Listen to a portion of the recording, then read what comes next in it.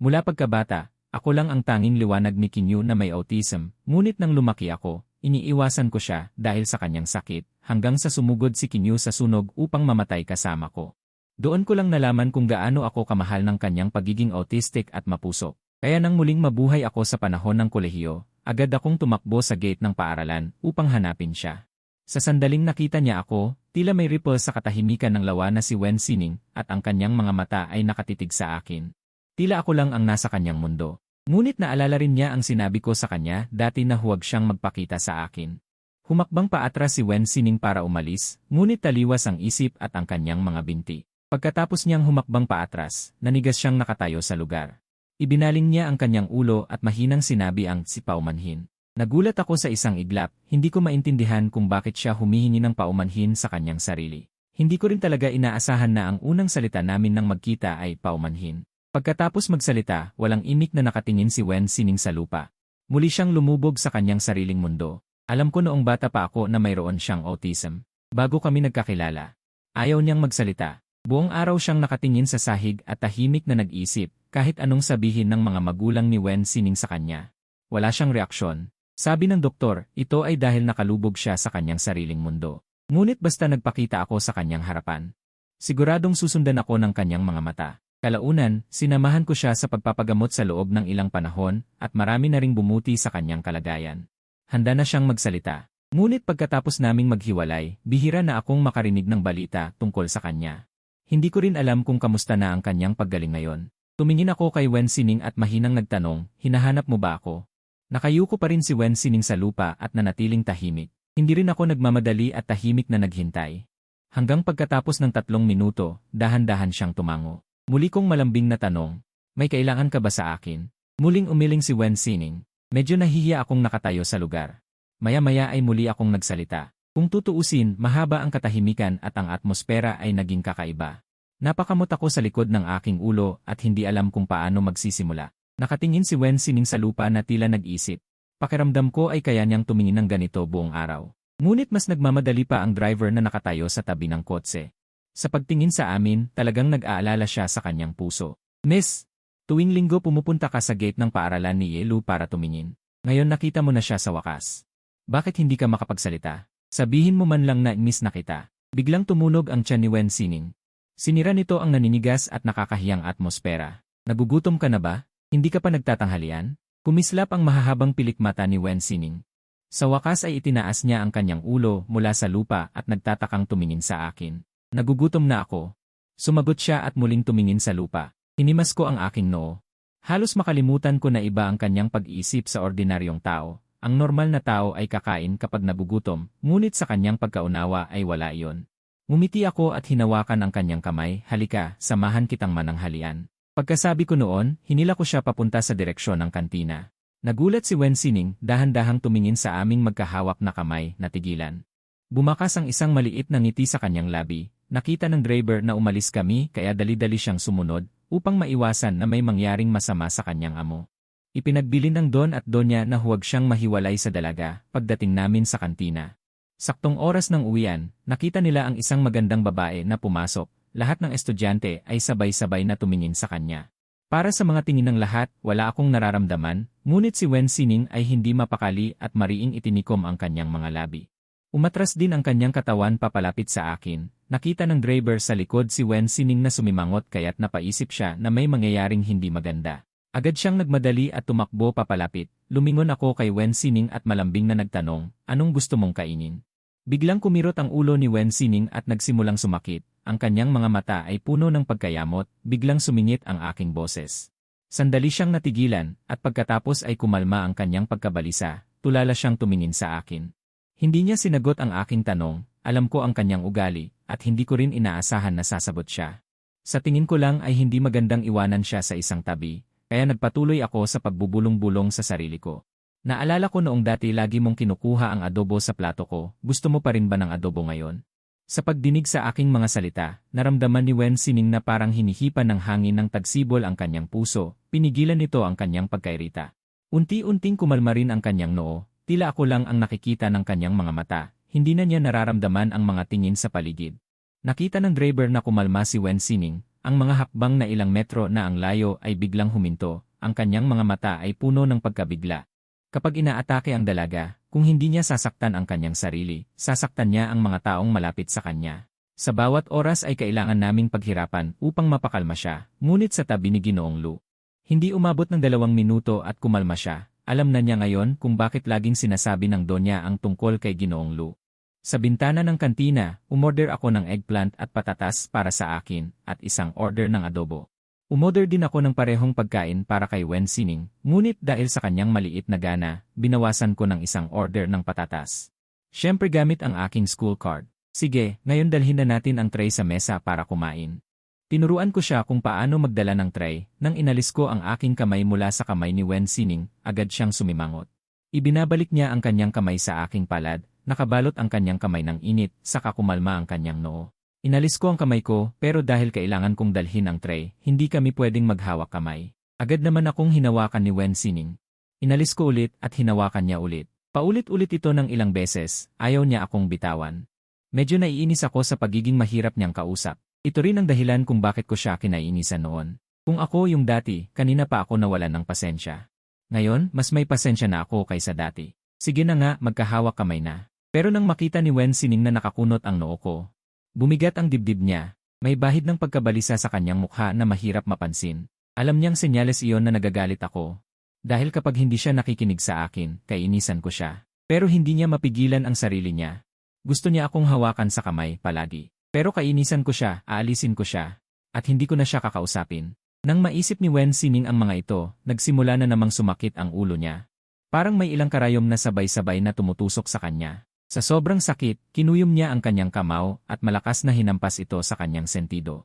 Nagulat ako sa biglaang kilos na yon, pati na rin ang driver na nagbabantay sa malayo. Agad siyang tumakbo papalapit. Hinawakan ko rin agad ang kamay ni Wen Sining at malumanay na sinabi, okay lang, okay lang. Hindi tayo bibitaw. Magkahawak kamay lang tayo palagi. Mukhang sanay na ang driver sa ganitong sitwasyon. Kinuha niya ang isang bote ng gamot mula sa kanyang bulsa at akmang ipapainom ito sa kanya. Miss, may dala po akong gamot. Kapag uminom siya, hindi na po sasakit. Hindi pinansin ni Wen Sining ang driver. Ilang sandali pa, parang natauhan siya at tinitigan ako, garalgal ang boses na nagtanong. Talaga? Nagulat ako at naalala ko lang ang pinag-uusapan namin kanina. Agad kong itinaas ang aming magkahawak na kamay sa harap niya. Talaga, tingnan mo. Nang makita yon ni Wen Sining, kumipot ang kanyang labi. Bahagyang tumaas ang mga ito. Ibinaba rin niya ang kamay na ipinapalo niya sa kanyang ulo at tahimik na tumayo sa tabi ko. Nagulat na naman ang driver. Ngayon lang niya nakita na mabilis na kumalma ang miss matapos atakihin. Hindi na nga kailangan pang uminom ng gamot. Nang makita niya na isa lang ang kamay kong gamit sa pagdadala ng tray, agad itong kinuha ng driver. Hayaan niyo na po ako, Lu. Pumunta na lang po kayo at maupo kasama ang miss. Dahil alam kong mahirap nga namang gumamit ng isang kamay. Tumango ako bilang pagpayag. Salamat sa tulong mo. Pagkatapos, dinala ko si Wen Sining sa isang sulok ng mesa at umupo. Hindi nagtagal, dinala rin ng driver ang dalawang pagkain. Tumango ako sa driver at sinabi, salamat. Hindi ka pa rin ba kumakain ng tanghalian? Gusto mo bang hiramin ko ang food card ko sa'yo? Para makakuha ka ng pagkain. Agad na umiling ang driver. Hindi na po, huwag na po kayong mag-alala. Kakain na lang po ako ng tinapay mamaya. Alam ko na maraming patakaran ang mga tao sa pamilya Wen, kaya hindi ko na siya pinilit. Pagkaupo, iniabot ko ang chopsticks kay Wen Sining. Kumain na tayo. Tinignan ni Wen Sining ang chopsticks at saka ako. Lumipas ang ilang sandali bago niya dahan-dahang kinuha ang chopsticks. Kinuha ko rin ang chopsticks gamit ang kaliwang kamay ko at nagsimulang kumain. Hindi naman ako kaliwete. Pero dati, ganito rin si Wen Sining. Kahit kumakain, kailangan laging nakahawak sa kamay niya. Dahil madalas mangyari yon. Nasanay akong kumain gamit ang kaliwang kamay. Mabagal kumain si Wen Sining. Bawat subo ng ulam, tagal-tagal bago niya nguyain. Minsan pa nga, natutulala siya habang kumakain. Lumingon ako sa kanya at nakita kong nakatulala siya habang hawak ang isang piraso ng karne gamit ang chopsticks. Alam kong naglalakbay na naman ang isip niya, kaya sinabi ko, Sining, kumain ka muna. Nang marinig niya ang boses ko, kumibot ang kanyang pilikmata at dahan-dahan niyang isinubo ang karne. Habang tahimik akong kumakain, iniabot niya ang kanyang chopsticks sa plato ko at kumuha ng isang piraso ng talong. Tiningnan ko si Wen Sining. Hindi pa ba ubos ang talong dyan sa plato mo? Hindi sumagot si Wen Sining at kumuha naman ng isang piraso ng patatas sa plato ko. Napailing na lang ako. Inilapit ko na lang ang plato ng ulam sa kanya. Nang matapos kaming kumain ng pananghalian. Malapit na mag-alauna. Ang pamilya Wen ay nasa Yushi, at ako naman ay nag-aaral sa Yonshi. Kahit magkatabing lungsod lang iyon, aabot pa rin ng mahigit 4 na oras ang biyahe pabalik. Kung hindi pa ako uwi ngayon, malilate na ako. Inihatid ko si Wen Sining sa gate ng eskwelahan at sinabi ko sa driver. Pakiuwi na lang po siya sa bahay. Kumaway ang driver. Trabaho ko po ito. Huwag na po kayong magpasalamat, yun nga Lu. Nang marinig ni Wen Sining ang sinabi ko, alam niyang maghihiwalay na kami. Mas hinigpitan niya ang paghawak sa kamay ko. Naramdaman ko ang higpit sa kamay ko. Pagtingala ko, nakita ko ang lungkot sa kanyang mga mata. Sa nakalipas na mahigit 10 taon, madalas kong makita ang ganoong tingin. Napahinto ako. Naalala ko na ang huling tingin ko sa kanya sa nakaraang buhay ay ganito rin. Kaya nilambingan ko ang boses ko. Dapat umuwi ka na ngayon. Kung hindi ka pa uwi, mag-aalala na si tita. Yumiling si Wen Sining. Hinaplos ko ang ulo niya at nakangiting sinabi, maging mabait ka at sumunod. Nagliwanag ang kanyang mga mata. Bahagyang lumambot ang kanyang matigas na ekspresyon. Hinahaplos pala ni Kuya Kinyu ang ulo ko. Dati, kapag gusto kong pakiusapan siya na gawin ang isang bagay, hinahaplos ko ang ulo niya. Pero noong nag-high school ako, pinagtawanan ako ng mga kaibigan ko dahil sa ginagawa ko. Kaya hindi ko na hinahaplos ang ulo niya. Umuwi ka na. Pagka-uwi mo sa bahay, mag-text ka sa akin. Para malaman kung safe ka na, okay. Mag-text. Nabaling ang atensyon ni Wen Sining at nagtatakang nagtanong, sasagot ba si Kuya Kinyu?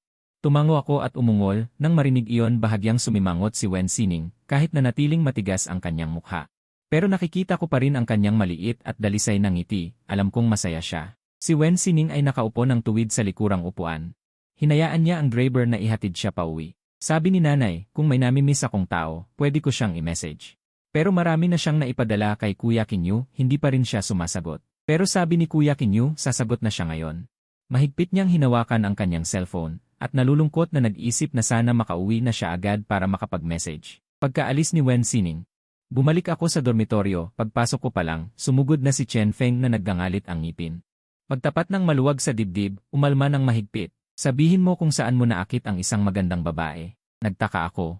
Anong magandang babae? Sinulyapan ako ni Chen Feng, yung nasa cafeteria. Sinabi na sa akin ng mga tao sa katabing dormitoryo na kumakain ka kasama ang isang magandang dalaga sa cafeteria at sabi pa nila may isang babae pa na handang maging sunod-sunuran at ipaghatid kayo ng pagkain ng dalagang iyon. Ang sinabi ni Chen Feng. Ang nagpabigat sa aking kamalayan kung paano nagsisimula ang mga chismis. Agad akong naghanda na magpaliwanag. Ano ba yung mga pinagsasabi mo, kaibigan ko lang siya. At yung isa pang babae ay driver lang nila. Wala akong namamagitan sa dalawang babae. Gumawa ng kilos si Chen Feng na pinagdikit ang kanyang hintuturo. Mukhang hindi makapaniwala. Ganito ba maghawakan ng kamay ang magkaibigan? Wala akong nagawa kundi ipaliwanag sa kanya. Hindi naman magkadikit ang mga daliri namin, saka medyo espesyal ang sitwasyon niya, mayroon siyang autism. Kailangan ko siyang suyuin madalas, kung hindi, atakihin siya. Ang unang reaksyon ni Chen Feng ay katulad ng reaksyon ng ibang tao nang malaman nilang may sakit si Wen Sining, gulat, awa, at pagkaawa. Ang ganda-ganda ng babaeng iyon, kayang lampasan ang lahat ng babae sa school natin. Sino ang mag-aakalang may sakit pala siya sa pag-isip? Sumutsot si Chen Feng ng 2 beses. Naramdaman kong sayang. Wala akong pakialam noon at hindi naman ito ang unang pagkakataon na narinig ko. Ang mga usap-usapan ng ibang tao tungkol kay Wen Sining. Wala akong pakialam noon pero ngayon na narinig ko ulit. Parang hindi ako komportable. Sa kabilang banda, pagdating ni Wen Sining sa bahay. 6:00 na ng hapon. Si Su Hui, pagkatanggap ng tawag mula sa driver na malapit na sila, ay nagsimula ng umunat ng lieg sa may pintuan para maghintay. Hindi nagtagal, isang itim na kotse ang dahan-dahang huminto sa may gate. Agad na sumalubong si Su Hui na nakangiti, nakita niya ang kanyang anak na nakatitig sa kanyang cellphone. Hindi niya alam ang iniisip niya at sanay na siya sa ganitong sitwasyon. Hindi siya pinapansin ng anak niya kapag nagde-daydream ito pero sanay na rin siya na magsalita sa tabi nito, baka sakaling gumaling ang sakit ng anak niya habang nagsasalita siya. Sining, masaya ka ba sa labas ngayon? Gutom ka na ba? Magluluto na si mama ng hapunan, iyong paborito mo, adobo kaya. Sining, lumabas muna tayo sa kotse, umuwi muna tayo bago mo ipagpatuloy ang pag-isip. Sige ba? Gumalaw ang mga mata ni Wen Sining, nagising mula sa pagde-daydream. Masayang nakatingin sa kanya si Su Hui, akala niya sasagutin siya ng anak niya, nang mabilis na bumaba ng kotse si Wen Sining. Nagmamadaling umuwi, hindi maintindihan ni Su Hui ang kinilos ni Wen Sining at sumunod din sa kanya papasok sa bahay. Nakatayo lang si Wen Sining sa may pintuan, hindi na umabante pa, pinipindot-pindot ang screen gamit ang kanyang hinlalaki. Pagkatapos ay nagsimula na naman siyang mag-text sa cellphone niya. Kakaiba ang kanyang kinikilos pero napansin pa rin ni Su Hui. Ang kanyang nakangiting labi, senyales na maganda ang kanyang pakiramdam. Masaya ang kanyang anak. Kaya natural na masaya rin siya bilang ina, nakangiti siyang tumingin sa cellphone nito, gusto niyang malaman kung ano ang ginagawa nito.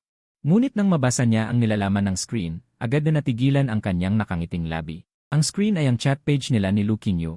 Ang pinakabagong mensahe ay ang sinabi ni Wen Xining, nasa bahay na ako. Sa online puro mensahe niya, maulan ngayong araw, maaraw ngayong araw. Malakas ang ulan ngayong araw. May isang bagay na magkatulad sa mga mensaheng ito, bago ang kanilang mga mensahe. Mayroon isang malinaw na pulang exclamation point. Dahil matagal ko nang binura ang kanyang contact information, ngunit hindi maintindihan ni Wen Xining ang exclamation point na ito. Kung ano ang ibig sabihin nito, kaya nagpapadala pa rin siya sa akin ng mga mensahe paminsan-minsan. Kung normal na tao, paano hindi maintindihan ang ibig sabihin nito? Ngunit hindi ganito ang kanyang anak, nanubig ang mga mata ni Suhui. Tinakpan niya ang kanyang bibig at palihim na humihikbi. Sining, kumain muna tayo, baka pagkatapos kumain.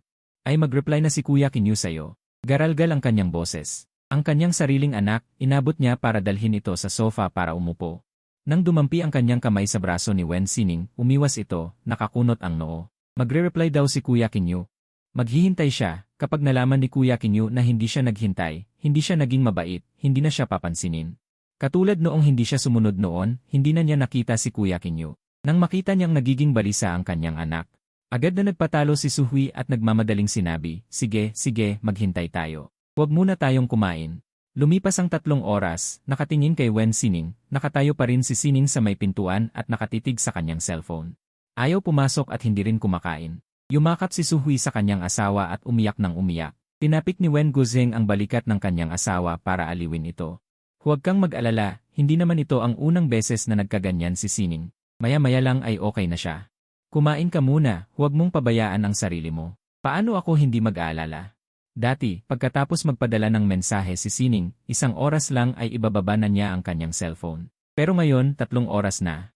Nagmamadaling kinuha ni Suhui ang kanyang cellphone. Hindi pwede ito, tatawagan ko si Qingyu.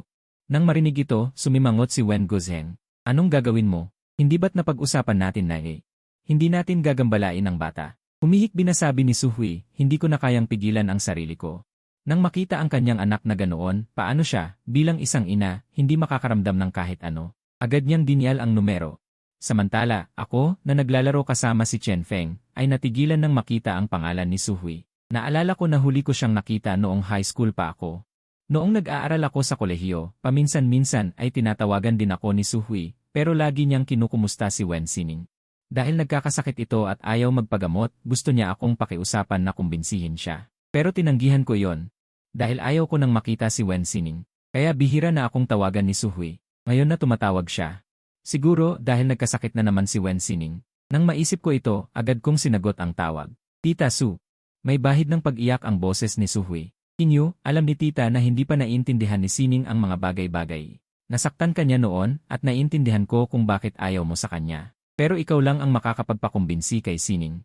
Kung ayaw mo siyang makita, okay lang. Kahit kausapin mo lang siya sandali para makipagtulungan siya sa kanyang pagpapagamot.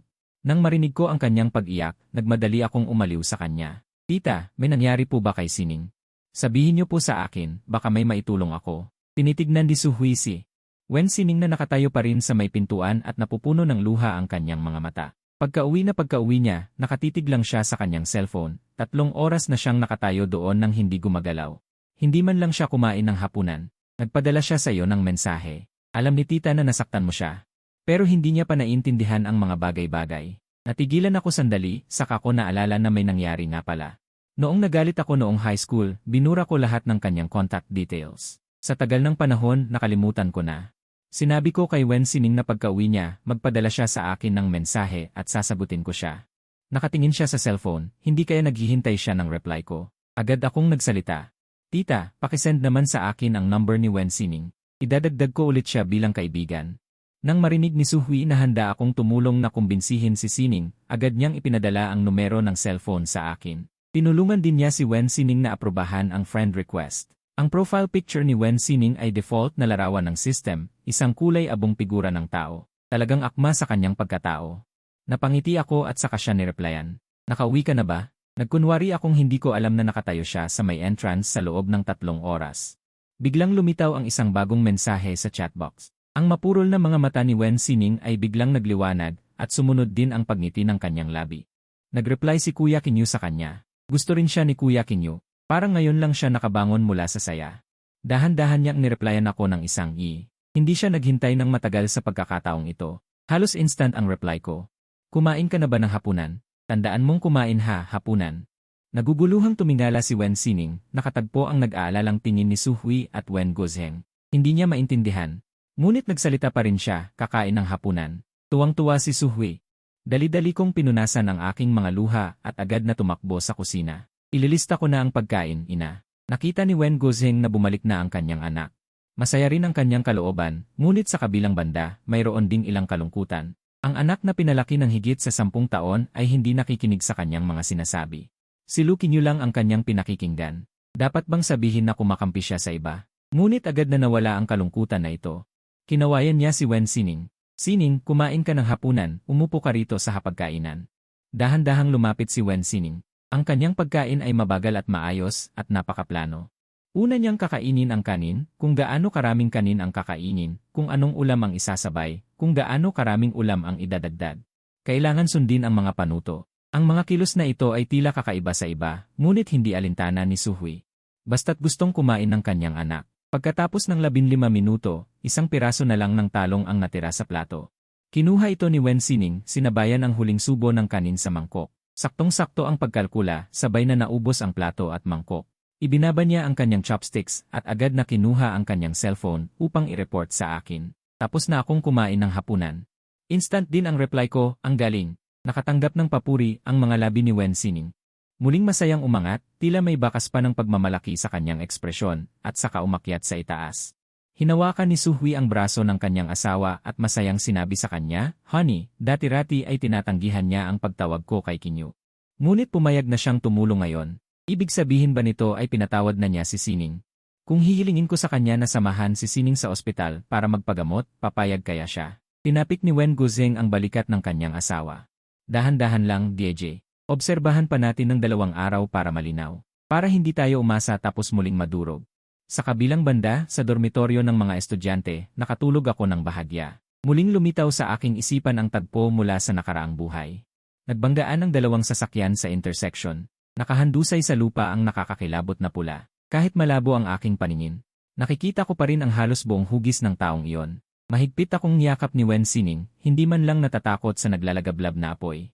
Tinanglawan ng apoy sa paligid ang kanyang mukha. Ang kanyang malinaw na mga mata ay puno ng aking refleksyon hanggang sa lamunin kami ng apoy. Bigla akong napadilat, basang-basa ng pawis ang aking likod. Bakit ko muling napaginipan ang pagkamatay ko sa nakaraang buhay? Pinunasan ko ang pawis sa aking noo. Kinuha ko ang cellphone na nasa tabi ng unan. Pagtingin ko, 3:00 ng madaling araw. Balak ko na sanang matulog muli nang maalala ko si Wen Sining sa aking panaginip. Nang matauhan ako, hindi ko na maintindihan kung bakit ko siya tinext. Tulog ka na ba? Nang matauhan ako, tinapik ko ang aking noo. Buburahin ko na sana ang mensahe nang makatanggap ako ng reply mula sa kanya. Sumagot si Wen Sining sa akin. Hindi pa. Tinurap-kurap ko ang aking mga mata habang tinitingnan ang mensaheng ito, sinisigurado na hindi ako nagkakamali sa oras. 3:00 ng madaling araw, hindi 3:00 ng hapon. Nagising mula sa panaginip. Bigla kong gustong makipag-usap sa kanya. Bakit hindi ka pa natutulog? Anong ginagawa mo? Mabilis na sumagot si Wen Sining, nakaratay sa kama. Nagtaka ako. Anong ginagawa mo habang nakaratay sa kama? Pagkatapos ng ilang sandali, naalala ko na ang mga normal na tao kapag nakaratay sa kama. Nagsi-cellphone o gumagawa ng iba pang bagay. Pero ang pagkaratay niya sa kama ay simpleng paghiga lang. Walang ginagawa. Marahil ay nag-iisip lang. Noong ako'y 8 taong gulang. Minsan nang natulog si Wen Sining sa bahay namin. Kung tutuusin, ang sinasabi niyang pagtulog ay ang kanyang. Pagpumilit na huwag umuwi. Nang paghiwalayin kami ni Su Hui, muling hinampas ni Wen Sining ang kanyang ulo. At sumigaw ng sumigaw. Walang ibang paraan kaya pinatulog na lang namin siya sa bahay namin. Nang panahong iyon, magkatabi kami sa kama. Nang panahong iyon, kailangan kong umihi sa kalagitnaan ng gabi. Pagdilat ko ng aking mga mata, nakita ko ang kanyang malalaki at bilog na mga mata na nakatitig sa akin. Tinanong ko siya, bakit hindi ka natutulog? Hindi pa gaanong matatas magsalita si Sining at utal-utal. Natutulog. Inabot ko ang aking maliit na kamay. Tinakpan ang kanyang mga mata. Hindi tama, dapat nakapikit ang mga mata kapag natutulog. Gaya nito. Nang makita kong gumalaw ang kanyang mga mata, agad kong sinabi, huwag kang didilat. Sumunod si Xiao Sining at hindi gumalaw. Nakontento na rin akong pumikit. Unti-unti, nakatulog kaming dalawa. Naalala ko ang panahong iyon at bumuntong hininga ng 2 beses. Nagpadala ako sa kanya ng mensahe, dapat nakapikit ang mga mata kapag natutulog. Agad namang sumagot si Wen Sining. Alam ko, tinuro na ni Kinyu kuya. Ewan ko kung bakit. Parang may pagmamalaki sa sinabi niyang iyon. Kung gayon, pumikit ka na ngayon. Matulog ka na ng mahimbing. Nagpadala ako ng isang larawan ng inang panda na hinahaplos ang ulo ng kanyang anak na panda. Isang ekspresyon na panghele sa pagtulog. Kahit hindi niya maintindihan, pakiramdam ko ay angkop ang ekspresyon na ito. Sa kasalukuyang sitwasyon, kaya ipinadala ko. Natanggap ang ekspresyon ni Wen Sining. Naguluhan din siya sa isang saglit. Naiintindihan niya ang kahulugan ng bawat salita, ngunit hindi niya maintindihan ang kahulugan ng mga larawang ito. Pero parang hinahaplos ang ulo. Biglang luminaw ang kanyang mga mata, parang mga bituin na kumikislap sa kalangitan. Gusto ni Kinyu kuya na haplusin ang kanyang ulo. Sa dilim, namula ang kanyang pisngi. Tinitigan niya ang ekspresyon ng matagal. Matagal na hanggang sa muli akong nakatulog. Umilaw ang screen ng cellphone sa tabi ng aking unan. Isang kaparehong ekspresyon ng paghaplos sa ulo ang ipinadala. Kinabukasan, nakahiga ako sa kama at nagpapahinga. Tumunog ang cellphone ko na may notification. Inaantok kong kinuha ang cellphone. Galing kay Suhui. Kumain na ba kayo ni Sining ng pananghalian? Balita ko may gagawin si Kinyu ngayon. Pagkatapos kumain, pauwiin mo na siya agad. Kumain ng pananghalian kasama si Wen Sining. Pinusot ko ang aking mga mata at malabo ang aking paningin nang sumagot ako, tita. Baka po nagkamali kayo ng pinadalhan. Sa sumunod na segundo, tumawag si Suhui. Hindi pa ako nakapagsasalita. Nagtanong na agad siya nang nag-aalala, pumunta si Sining kay Kinyu kaninang umaga. Hindi ba siya nagpunta sa'yo? Bigla akong nagising. Bumangon ako sa kama. Pumunta siya sa akin. Hindi ko po alam. Tita, huwag po kayong mag-alala. Pupunta po ako ngayon sa gate ng school para tingnan.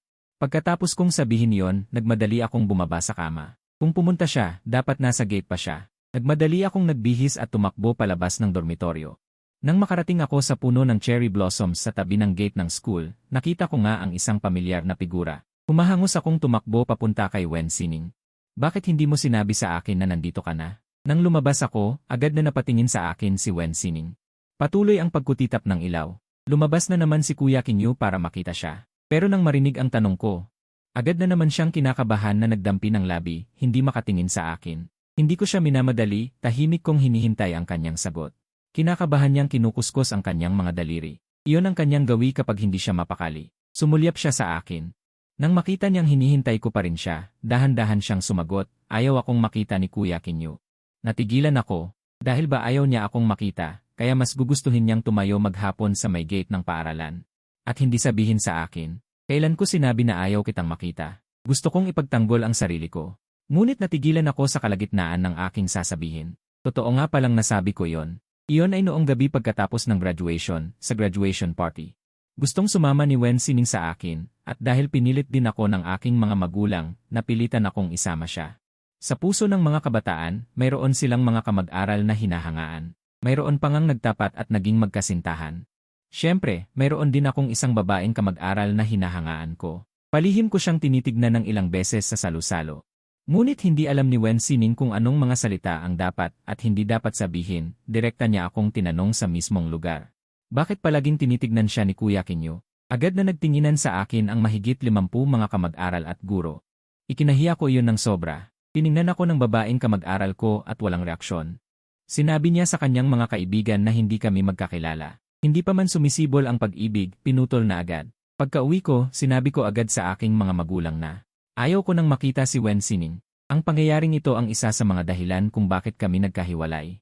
At noong huling beses naming magkita, nasabi ko sa kanya na ayaw ko na siyang makita kailanman. Umiling ako at ibinalik ang aking isipan mula sa mga alaala. Tumingin ako kay Wen Sining at malambing na sinabi, iyon ay noon. Gusto na kitang makita ngayon. Kaya sa susunod na pupunta ka para hanapin ako, sabihin mo sa akin. Naiintindihan mo ba? Tinitigan ko siya ng maigi sa kanyang mga mata. Tila ba? Mayroong namukadkad na isang napakagandang bulaklak sa puso ni Wen Sining. Ngumiti siya at tumango ng mariin. Kung ang kanyang mukha ay karaniwang walang buhay at walang kagalakan. Tulad ng isang napakalamig na glacier, ang kanyang ngiti ngayon ay parang pagkatunaw ng yelo at niebe. Tulad ng isang tagsibol na may naglalabasan na mga bulaklak, namangha ang mga estudyanteng papasok at palabas ng paaralan. Ang driver na kasama ni Wen Sining ay nabigla rin at nanlaki ang mata. Agad siyang kumuha ng litrato ng kanyang ngiti at ipinadala ito. Nang matanggap ang litrato, nagulat si Suhui at nabitawan ang kanyang telepono. Bumagsak ito sa sahig. Nang matauhan siya, napakalakas ng tibok ng kanyang puso. Gusto niyang ipaprint ang litrato at idikit sa bawat sulok ng kanilang bahay. Ang ngiti ni Wen Sining ay may karisma na kayang magpabighani. Guro, kaibigan ko lang siya. Hindi ko rin maiwasang mamula ang pisngi, lalo na't isang napakagandang dilag pa ang nakatitig sa akin. Bilang isang taong 20 taon nang walang kasintahan. Paano ko yun hindi maintindihan? Medyo hindi ako mapakali at umiwas ng tingin. Huwag ka ngang ngumiti. Makinig din si Wen Sining. Agad niyang ipinikit ang kanyang labi na parang hindi na siya maglalakas loob na tumawa. Umubo ako at tinapik ang aking pisngi. Nang medyo nawala na ang pamumula, saka ko siya kinausap. Gaano ka nakatagal naghihintay dito? Kumain ka na ba ng pananghalian? Hindi siya nagsalita, bigla siyang naglabas ng isang daliri. Tinurok niya ang loob ng aking pisngi. Namula, agad akong nagpaliwanag. Hindi ito dahil sa pagturok. Iniling niya ang kanyang ulo, naguguluhan ang kanyang tingin. Bakit? Pula. Nahihiya akong sabihin kaya nagpaliwanag na lang ako. Nakakapagod at mainit tumakbo. Kaya namumula ang pisngi. Natatakot akong magtanong siya kaya agad kong binago ang usapan. Hindi mo pa rin sinasagot ang tanong ko. Kumain ka na ba? May isang tanong na kulang. Naalala ni Wen Sining. 2 tanong ang itinanong ni Kinyu, 1 oras at 20 minuto. Hindi pa. Kapag lumalabas ako kasama ng mga kaibigan, parang nauubos ang pasensya ko sa loob lamang ng 5 minuto. Pero nakatayo lang siya nang hindi gumagalaw, naghintay ng mahigit 1 oras. Sa loob ng aking puso, mayroong damdamin na hindi ko kayang ipaliwanag. Kung hindi ako lumabas, maghihintay ka ba hanggang gabi? Tumango si Wen Sining. Alas 8:20 ng gabi, umuwi. 4 na oras ang biyahe. Pagbalik sa Lishi, alas 11:30 na. Itinaas ko ang boses ko, medyo matinis. Hindi ba mag-aalala si Tita Su kung uwi ka ng ganito kaaga? Paano siyang hindi mag-aalala? Ang driver na sumundo kay Wen Sining, si Ling Wei, ay bumuntong hininga. Sa tuwing pupunta si Miss Sayonshi, hindi makakain si Madam dahil sa pag-aalala. Natatakot na baka maaksidente si Miss o kaya'y magkasakit sa labas. Pero alam mo naman ang ugali ni Miss. Wala nang ibang makakapagpabago sa kanya kundi ikaw. Bumuntong hininga ako. Ilang beses na ba siyang pumunta dito? Tumango si Ling Wei at sinabi, simula nang mag-aral ka sa Yonshi. Tuwing Martes, pumupunta si Miss para makita ka. Sabi niya para makita ka, pero pagdating niya, tumatayo lang siya sa gate ng eskwelahan. Wala siyang ginagawa, hindi siya pumapasok o sumisigaw para lumabas ka. Siguro dahil sinabi mong ayaw mo nang makita si Miss. Kaya wala siyang lakas ng loob na magsalita. Palihim na lang siyang pumupunta para sulyapan ang eskwelahang pinapasukan mo. Ako ngayon ay nasa ika-4 na taon na sa kolehiyo, mula nang magsimula ako, mahigit 3 taon na ang nakalipas. Sa loob ng 3 taong ito, si Wen Sining ay pumupunta tuwing Martes, 4 na beses sa isang buwan, maliban sa bakasyon sa taglamig at tag-init. Umabot na sa mahigit 110 beses ang pagpunta niya, imposibleng hindi ko malaman. Bigla kong naalala ang mga chismis na pinag-uusapan ng mga kaklase noon, na madalas nilang nakikita ang isang magandang babae na naghihintay sa may gate ng paaralan, siguro nag-away sila ng kanyang boyfriend. Kaya pumupunta siya sa paaralan para maghintay, ngunit hindi lumalabas ang lalaki hanggang gabi. Sa simula, medyo bago pa ang bagay na ito. Inaasahan ng lahat kung sino ang lalaking kayang magpabalik-balik sa puso ng magandang babae na naghihintay mula umaga hanggang gabi. Hindi nakita ang boyfriend. Ang girlfriend na ito naman ay dumadalaw buwan-buwan at taon-taon. Unti-unti, nawala ang interes ng lahat kaya wala nang nagbanggit pa. Noon, hinila pa ako ni Chen Feng, sinabing pupunta siya sa gate ng paaralan para tingnan kung gaano kaganda. Pero pagdating ko sa gate ng paaralan, wala akong nakitang magandang babae. Mayroon lamang isang low-profile na luxury black car na nakaparada sa gilid ng kalsada, na halatang hindi kayang bilhin ng ordinaryong pamilya. Bigla akong napalingon. Tumingin ako sa sasakyan ni Lin Wei, parang katulad ng nakita ko noon. Ganoon din ang nakita ko sa bus noong nakaraang buhay. Noon ba sinusundan din niya ako? Kaya pala siya naroon sa lugar. Kaya pala noon ay masyadong clingy si Wen Sining. Pero pagkatapos kong magkolehiyo, nang malaman kong hindi na siya dumidikit sa akin, inisip ko na lang na baka hindi na masyadong malala ang sakit niya. O kaya gumaling na ba siya? Maraming bagay pala ang may bakas. Hindi gumaling ang sakit niya. Matapos kong linawin ang mga ito, ibinaba ko ang aking ulo at nanubig ang aking mga mata at mahinang nagtanong. Noong nakaraang taon, nawala ako sa sarili ko. Naalala ko na maraming kurso sa ika-3 at ika-4 na taon, kaya tuwing Sabado at Linggo lang ako lumalabas ng gate ng paaralan. Sa ika-4 na taon, puno ang aking schedule tuwing Martes, kaya mas imposibleng lumabas ako ng paaralan. Kaya dahil ba hindi niya na ako nakita sa loob ng mahigit 1 taon? Kaya nang tumakbo ako para makita siya, hindi niya napigilan ang kanyang sarili at hindi nakapagtabong agad. Ako ay malungkot at medyo down. Tila napansin ni Wen Sining ang aking pagiging down at naguguluhang sinabi, "Kuya, huwag kang umiyak, huwag kang umiyak."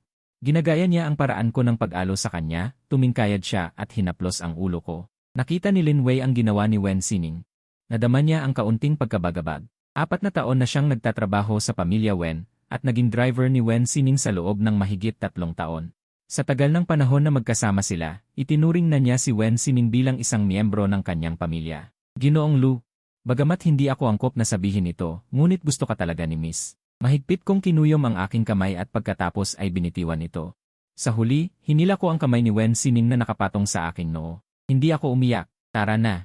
Samahan kitang kumain. Huli na kami, mayroon na lamang natirang mga ulam sa cafeteria. Sinulyapan ko ito, walang paboritong ulam si Wen Sining. Mabuti na lang at binilhan ko siya ng isang order ng fried rice. Kumain ka muna nito para maging abala ang tiyan mo. Mamaya kapag nagutom ka, papabili na lang ako sa driver ng pagkain, okay? Pagkasabi ko noon, hinila ko siya para umupo sa mesa sa kantina. Tumango si Wen Sining at kinuha ang kutsarang inabot ko.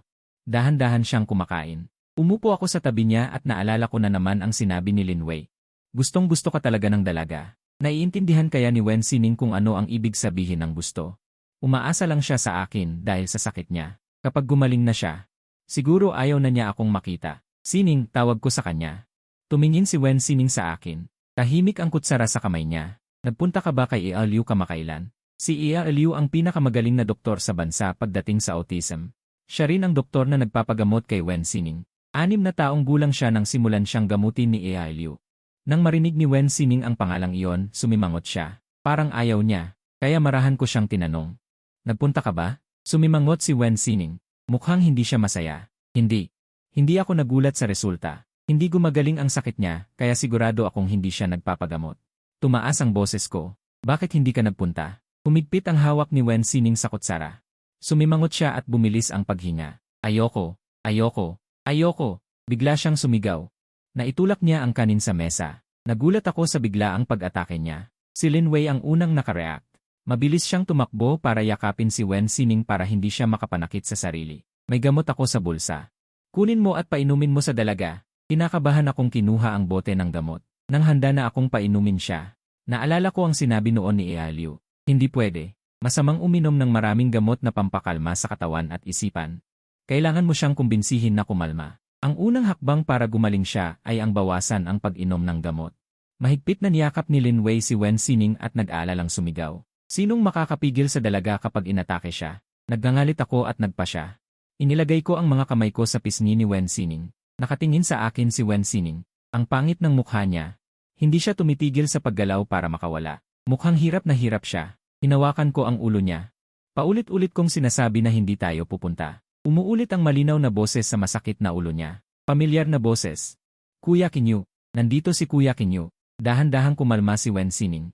Napawi ang sakit sa ulo niya. Ito ang unang salitang sinabi niya nang kumalma siya. Ngumuso siya. Nagtatampo siya. Nang kumalma si Wen Sining, inalis ko ang mga kamay ko. Humingi ako ng paumanhin sa kaklase at kay Aling Shitang na nakatingin sa amin. Pasensya na, lilinisin namin ito mamaya. Kumalat ang sinangag at mga piraso ng plato sa sahig. Nahihiya naman akong si Aling Shitang pa ang maglinis. Pagkasabi ko noon, nag-aalala akong tumingin kay Lin Wei. Okay ka lang ba? Nasaktan ka ba kahit saan? Nagmadali kasi ako kanina. Nauntog lang ako sa mesa. Itinaas ni Lin Wei ang kanyang braso at mayroon na itong pasa. Karaniwan na ang ganitong klaseng sugat sa pamilya Wen. Sa tuwing inaatake si Miss, kailangan siyang pigilan. Pagkatapos ng kalahating oras, parehong sugatan ang mga katulong at si Miss. Sanay na sila. Pagkakita ko kay Yuking, sumimangot ako. Mayroon tayong emergency kit sa bodega. Maghintay ka lang, kukunin ko. Yumeling si Lin Wei.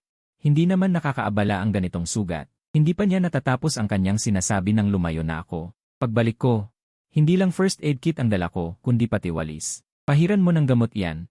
Ako na ang maglilinis ng kalat. Inabot ko kay Lin Wei ang first aid kit, at saka kinuha ang walis at nagsimulang maglinis. Bagamat kalmado ang aking mukha, ramdam pa rin ni Wen Sining na hindi maganda ang aking kalooban. Hindi tumugon si Kinyu, bigla siyang nataranta, at kinakabahan niyang kinuskos ang kanyang pantalon gamit ang kanyang mga daliri. Hindi siya pinansin ni Kinyu, napansin din ni Lin Wei na medyo kakaiba ang atmosfera sa pagitan ng dalaga at ko. Hindi rin siya naglakas loob na magsalita ng kung ano-ano, tahimik na nagpahid ng gamot, ibinababa ang kanyang presensya. Hinigit ni Wen Sining ang aking manggas, bahagyang kakaiba ang ekspresyon ng kanyang mukha, hindi niya magawang maayos na. Iparating ang kanyang ekspresyon at damdamin ng magkasabay, hindi niya gusto ang ganitong pakiramdam. Ngunit hindi niya alam kung ano ang gagawin, kaya wala siyang nagawa kundi tawagin ako ng walang magawa, binawi ko ang aking manggas. Mula sa kanyang kamay, at seryosong nilinis ang mga bubog na nakatago sa sulok, pagkatapos kong linisin ang mga basurang ito. Paglingon ko, nakita kong halos umiyak na si Wen Sining. Bumuntong hininga ako sa aking isipan, saka ko lamang iniunat ang aking kamay para haplusin ang kanyang ulo, biglang luminaw ang mga mata ni Wen Sining. Biglang nawala ang aking pagkabahala. Sabi ko sa kanya ng mariin, tinapon mo ang pagkaing binili ko para sayo. Nakapanakit ka pa ng iba. Paumanhin, mabilis na paghingi ng paumanhin ni Wen Sining. Para bang nakaukit na sa kanyang isipan, noong nagagalit si Kuya Kinyu sa kanya, kailangan niyang sabihin ang mga salitang ito para mapatawad siya. Tanging si Lin Wei lang ang ituturo niya, pati na rin siya. Agad na sinabi ni Wen Sining kay Lin Wei. Paumanhin, mabilis na sinabi ni Wen Sining na parang walang halong sinseridad. Si Lin Wei ay mukhang takot. Walang problema. Nang mapatawad, lumingon si Wen Sining sa akin. Muli niyang hinawakan ang aking manggas. Naghintay siya ng ilang sandali at nang hindi ako pumalag, alam niyang pinatawad ko na siya. Ngumiti siya at sumaya ang kanyang mukha. Tiningnan ko siya at tinanong, bakit sumakit ang ulo mo kanina? Dahil ba may nasabi akong hindi dapat sabihin? Kung gayon, humihingi ako ng tawad. Paumanhin, mabilis na umiling si Wen Sining. Hindi. Hindi siya nagagalit kay Kuya Kinyu. Hindi kailangang humingi ng tawad. Hinaplos ko ang kanyang ulo. Alam kong biglaan ang pananakit ng ulo mo, pero sa susunod, subukan nating kontrolin, okay? Sumang-ayon si Wen Sining na may halong lungkot. Okay. Nang lumabas kami ng studio ng Sining. 1 oras na ang nakalipas. Ang dating maaraw na panahon ay biglang dumilim na parabang ulan ng malakas. Naalala ko ang bilin ni Sufi na pauwiin siya ng maaga. May klase pa ako sa hapon. Umuwi ka ng maaga, okay? Ang masayang ekspresyon ni Wen Sining kanina ay biglang naglaho. Hindi siya gaanong natutuwa, ngunit ito ang sinabi ni Kuya Kinyu kaya kailangan niyang sumunod. Bumaba ang kanyang labi na parabang nagmamakaawa. Dinala ko siya palabas ng gate ng paaralan. Natanggap ko ang mensahe ni Chen Feng na nagtatanong kung nalulunod na ako sa kanyang lambingan at nakalimutan ko na ang klase sa hapon. Tumawa ako ng mahina habang naglalakad at nagre-reply sa mensahe. Nang mapansin niyang nahuli ng atensyon ko ang cellphone ko. Mas lumungkot pa ang mukha ni Wen Sining. Para siyang kuting na nakalimutan at naghihintay ng pagmamahal. Nang malapit na akong mabangga sa basurahan sa harap, tahimik niyang inabot ang kanyang maliit na kamay at hinila ako sa aking manggas para ilayo ako. Ligtas kaming nakalampas sa sagabal. May isa pang maliit na puno sa unahan. Muli niyang hinila ang aking manggas. Alam kong hindi ako makatingin sa daan dahil nagre-reply ako sa mensahe, kaya iniabot ko na lang ang isang kamay ko. Hinawakan ko ang laylayan ng damit ni Wen Sining para gabayan niya ako. Nang makita niya ang kamay na nakahawak sa kanyang damit, biglang sumaya muli ang kanyang malungkot na kalooban. Ang kilos na ito ay katulad ng laro ng Pi-Agila at Sisiu na nilalaro ni Kuya Kinyu noong bata pa siya. Kailangang humawak ang Sisiu sa damit ng inahin at sumunod dito. Kailangan namang protektahan ng inahin ang Sisiu. Noong panahong iyon, nakatayo lang siya sa ilalim ng malaking puno, pinapanood si Kuya Kinyu na makipaglaro sa iba. Ngayon, pwede na rin ba siyang makipaglaro kay Kuya Kinyu? Maingat niya akong pinoprotektahan hanggang sa makarating kami sa gate ng paaralan, at para bang hindi pa siya nasiyahan. Ngunit hindi ko alam ang pagbabago ng kanyang damdamin sa buong daan, nagtataka lang ako kung bakit ang bilis niyang magbago ng isip. Bago ako umalis, sinabi ko kay Lin Wei, sige, kung may madaanan kang kainan. Bumili ka ng makakain para kay Wen Sining. Medyo nag-alangan si Lin Wei, Ginoong Louie. Ikaw na lang po ang bumili para kay Miss, baka hindi niya gustuhang kainin ang bibilhin ko. Hindi talaga siya nagdadahilan. Alam ng lahat ang ugali ni Miss, kahit ang binibili ng madam para sa kanya, pero alam niya na kung si Ginoong Lu ang bumili. Kahit ano, kakainin ni Miss. Nang marinig ko yon, naisip ko rin na tama siya, pero wala namang kainan dito sa labas ng school. Nag-isip ako at naisip ko na sa convenience store na lang sa tabi, bumili ng ilang tinapay para sa kanya. Para makakain siya habang nasa biyahe, okay? Parang kayamanan na mahigpit na yakap ni Wen Sining. Ang ilang tinapay at tumango ng masunurin. Saglit akong natahimik, hindi ko alam kung narinig ba niya ang sinabi ko. Bago sila umalis, muli akong nagbilin, pero yakap na ni Wen Sining ang tinapay. At lumulutang na sa sarili niyang mundo. Pagdating ko sa classroom, mula sa madilim na langit ay bumagsak ang isang malakas na ulan na matagal nang pinipigil. Nagpasalamat ako sa sarili ko na nakabalik ako agad. Dumadampi ang ulan sa kotse at ang paligid ay napapaligiran ng nakabibinging tunog ng tubig. Ang tunog ng kumakalam na sikmura ni Wen Sining ay sobrang linaw sa loob ng kotse. Tumawa ng mahina si Lin Wei at sinabi sa kanya, "Miss, kung gutom ka na ni. Kumain ka muna ng 2 tinapay para mabusog ka." Sumagot si Wen Sining nang hindi natutuwa, "Bakit? Kakain? Regalo ito sa akin ni Kuya Kinyu. Kung kakainin ko, mauubos na." Lalong naguluhan si Lin Wei, mas ayaw niyang kainin ang binibili ni Ginoong Lu. Mabilis na dumating ang Martes. Bukas na ang unang araw ng bakasyon ng Boking. Napagkasunduan ko na sana namin ni Wen Sining na sa Miyerkules siya ulit darating. Para makisakay na rin ako sa kotse niya pauwi, pero dumating siya noong Martes. Nagkaklase pa ako nang matanggap ko ang text. Pagkatapos ng klase, tumakbo agad ako sa labas ng school. Tahimik na kinakalkula ni Wen Sining sa kanyang isipan ang oras. Sambit niya sa kanyang isipan at tumingin ang kanyang mga mata sa isang posisyon. Isang pamilyar na figura ang lumitaw sa malayo. Kahit malabo lamang ang itsura, tinitigan niya lamang ang figura at bahagyang tumaas ang kanyang labi. Pumunta na naman si Kuya Kinyu para makita siya. Halos tumakbo ako papunta sa kanya. "Bakit ka na parito ngayon? Hindi ba napagkasunduan natin na bukas na lang?" Nag-aalalang ibinaba ni Wen Sining ang kanyang mga mata.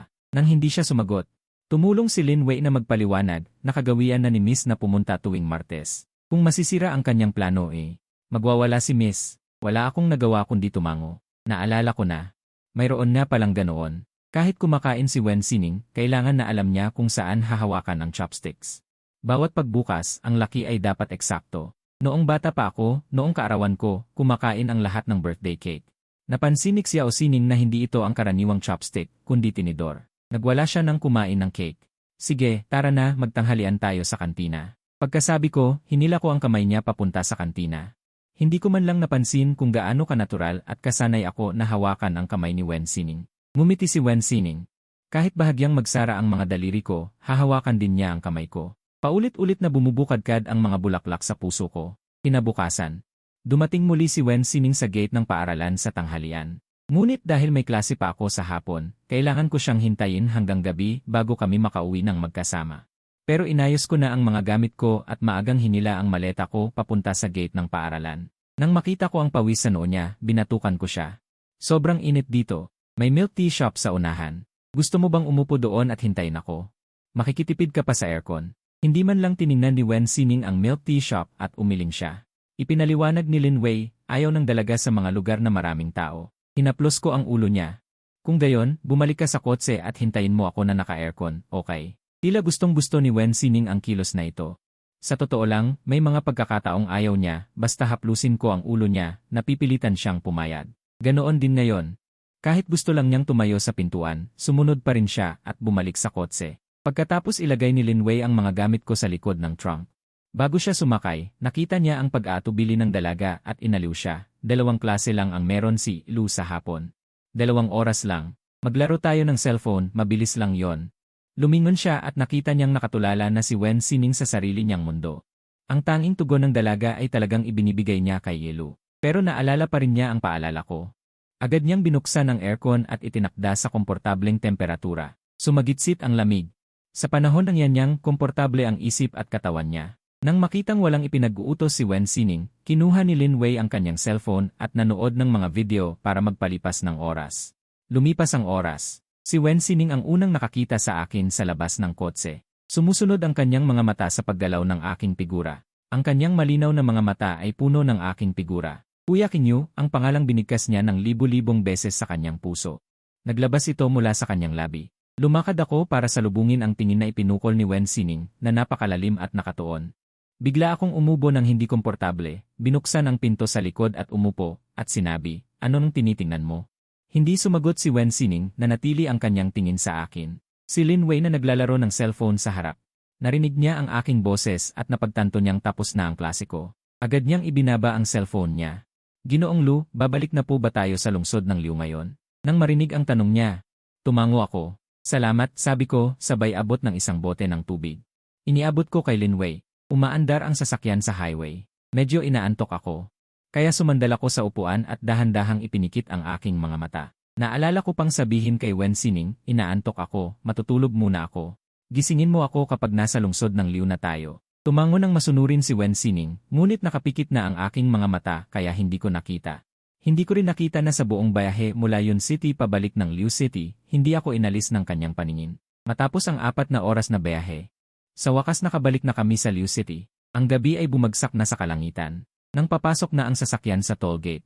Pagkakatama sa speed bump, napahilig ang ulo ko at muntik nang mahulog. May kamay na umalalay. Para suportahan ang ulo ko, medyo malamig ang kanyang palad. Wala sa loob kong iginiling ang ulo ko. Nabahagyang nagpakiliti sa palad ni Wen Sining. Nanginig ang kanyang mahahabang pilik mata at namula ang kanyang pisngi. Narinig ni Lin Wei ang boses ni Wen Sining at lumingon. Nakita niya ang kanyang tense at walang katiyakang itsura. Hindi niya napigilang matawa sa kanyang isip. Ito ang unang pagkakataon na nakita niya ang ganyang ekspresyon ng kanyang amo. Miss, maaari mong ilagay ang ulo ni Ginoong Lu sa iyong balikat para hindi siya mahulog. Tumatawa niyang ibinigay ang mungkahi. Kumurap-kurap si Wen Sining, dahan-dahang itinaas ang kanyang kamay na sumusuporta sa ulo ko at muling inilagay sa kanyang balikat. Hindi ako komportable. Mali, kuskos. Gumalaw ang ulo ko, naghanap ng komportableng posisyon at sumandal. Ang unti-unting paglapit ay nagpadama kay Wen Sining na hindi ako umalis sa kanyang tabi, at ang kanyang mga labi ay bahagyang umangat sa tuwa. Ang kanyang mukha ay parang isang bulaklak na sumibol, hindi ako iniwan ni Kuya Kinyu, ang saya-saya. Pagdating namin sa bahay ni Wen at matapos kumain ng hapunan, balak ko sanang umuwi agad, ngunit sinabi ng nanay ni Wen na gabing-gabi na.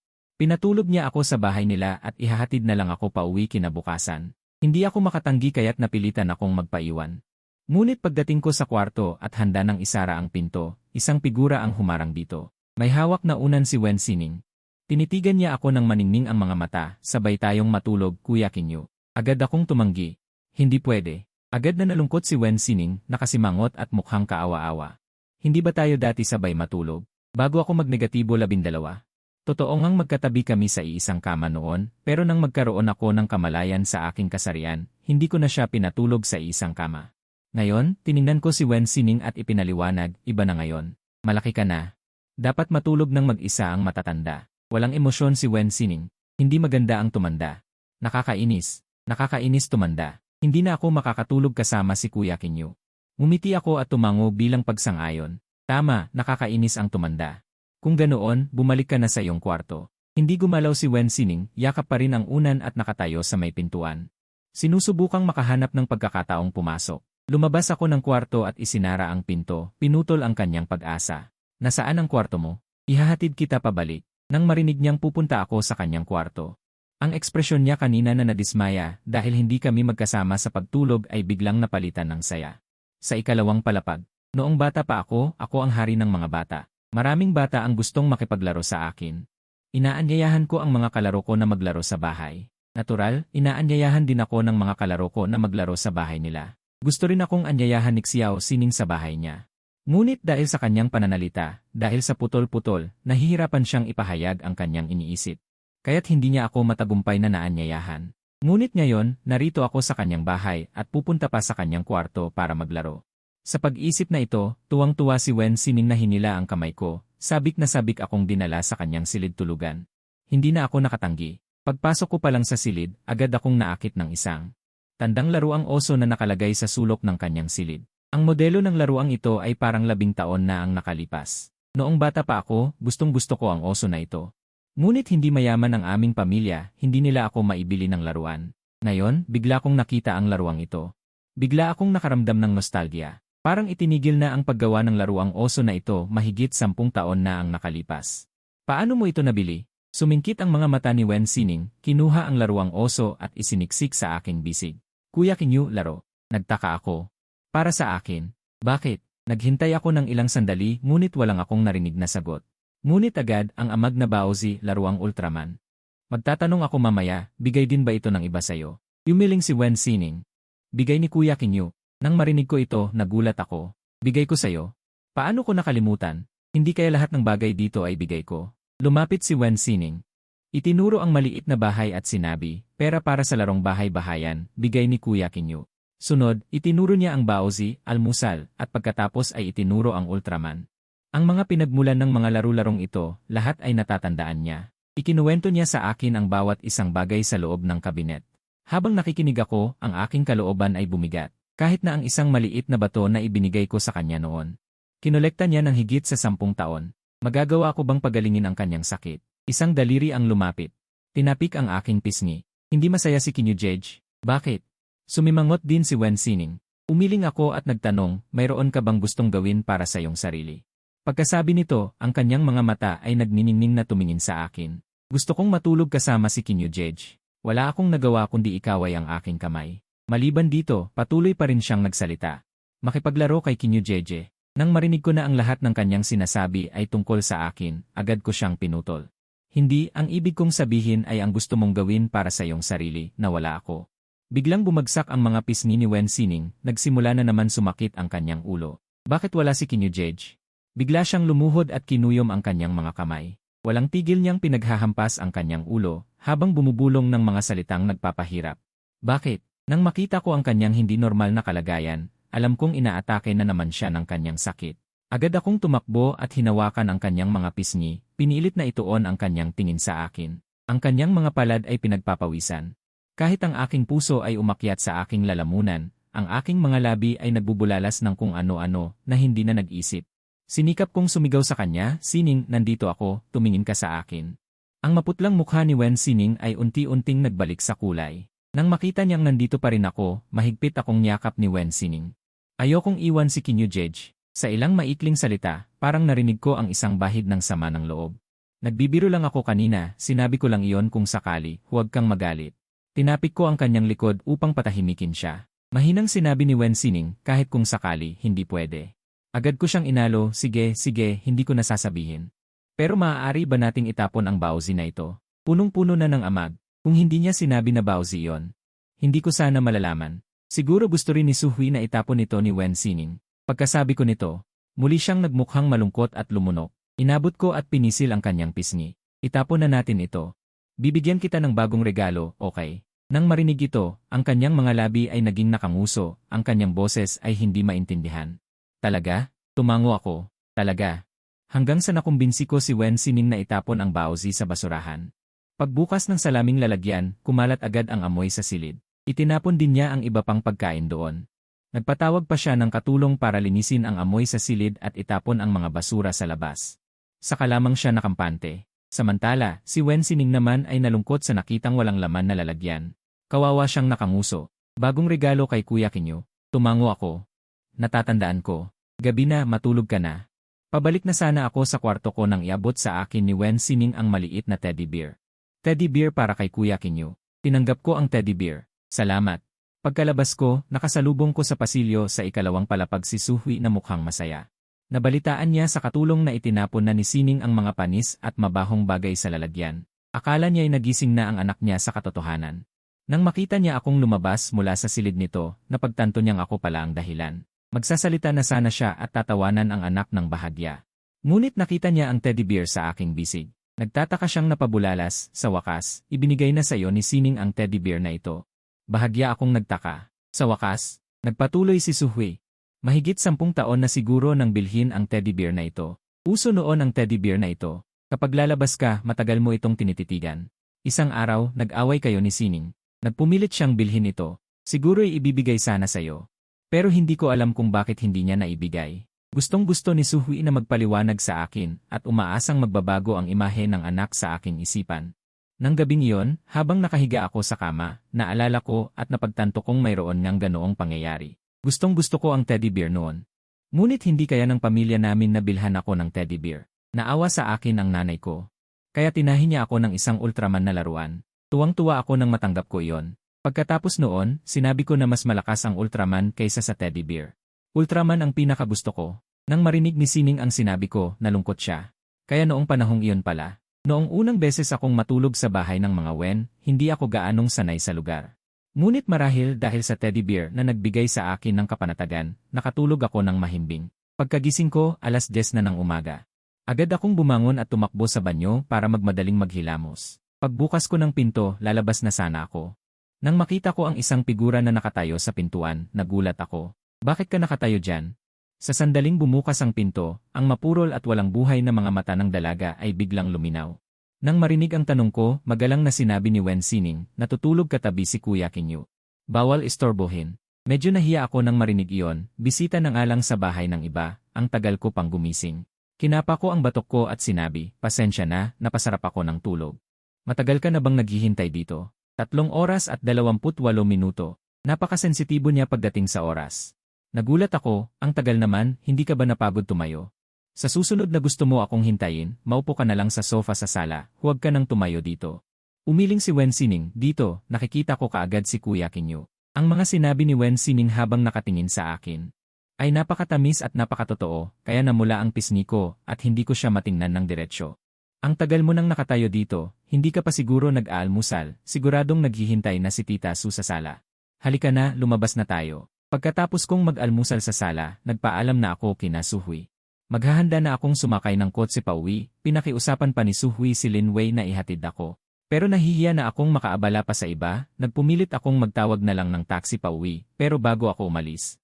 Kumakapit pa rin si Wen Sining sa bintana ng taxi na parang ayaw bumitaw, kaya ginamit ko ang huling baraha. Kung bibitawan mo yan, bibisitahin kita ulit bukas. Lumuwag ang ekspresyon ni Wen Sining. Bukas, tumango ako. Gusto mo bang magpagupit tayo bukas? Matagal ko na siyang gustong ipagupit, pero natatakot akong baka ayaw niya. Masayang tumango si Wen Sining, sige. Muli siyang umiti ng pagkatamis-tamis. Tahimik kong binibilang kung ilang oras na lang bago dumating ang bukas, saka ako lumingon at nagtanong kay Suhui. Tita, pwede po ba? Tuwang-tuwa si Suhui, naman. Ayaw niyang magpagupit, ayaw rin niyang magpakialam ako, buti na lang at nandyan ka. Para tulungan siya. Nakipagkita ulit ako kay Wen Sining, saka ako tuluyang nakasakay ng taxi pauwi. Nang papalabas na ang kotse sa kanto, napalingon ako bigla, nakatayo pa rin si Wen Sining sa gate.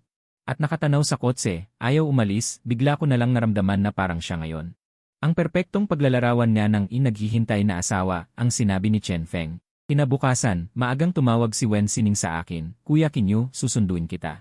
Agad akong sumagot, sige, pagdating mo, tumawag ka sa akin, bababa na ako. Naaalala mo pa ba kung saan ang bahay namin? Kahit madalas pumunta si Wen Sining sa bahay ko noon, matagal na rin ang panahon. Hindi ko alam kung nakalimutan na niya ang daan.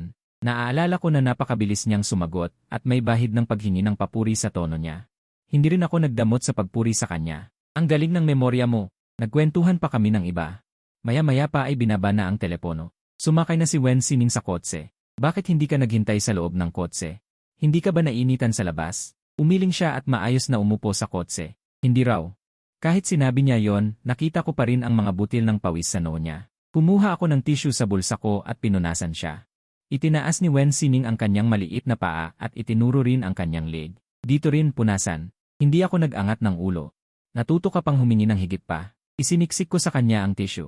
Ikaw na ang magpunas. Sumimangot si Wen Sining na parang nagtatampo, kinuha ang tissue at nagpunas ng labag sa kalooban. Nakita ko ang hitsura niyang nagtatampo. Napangiti ako. Pinaandar ni Lin Wei ang kotse. Enlu, saan po kayo pupunta ngayon?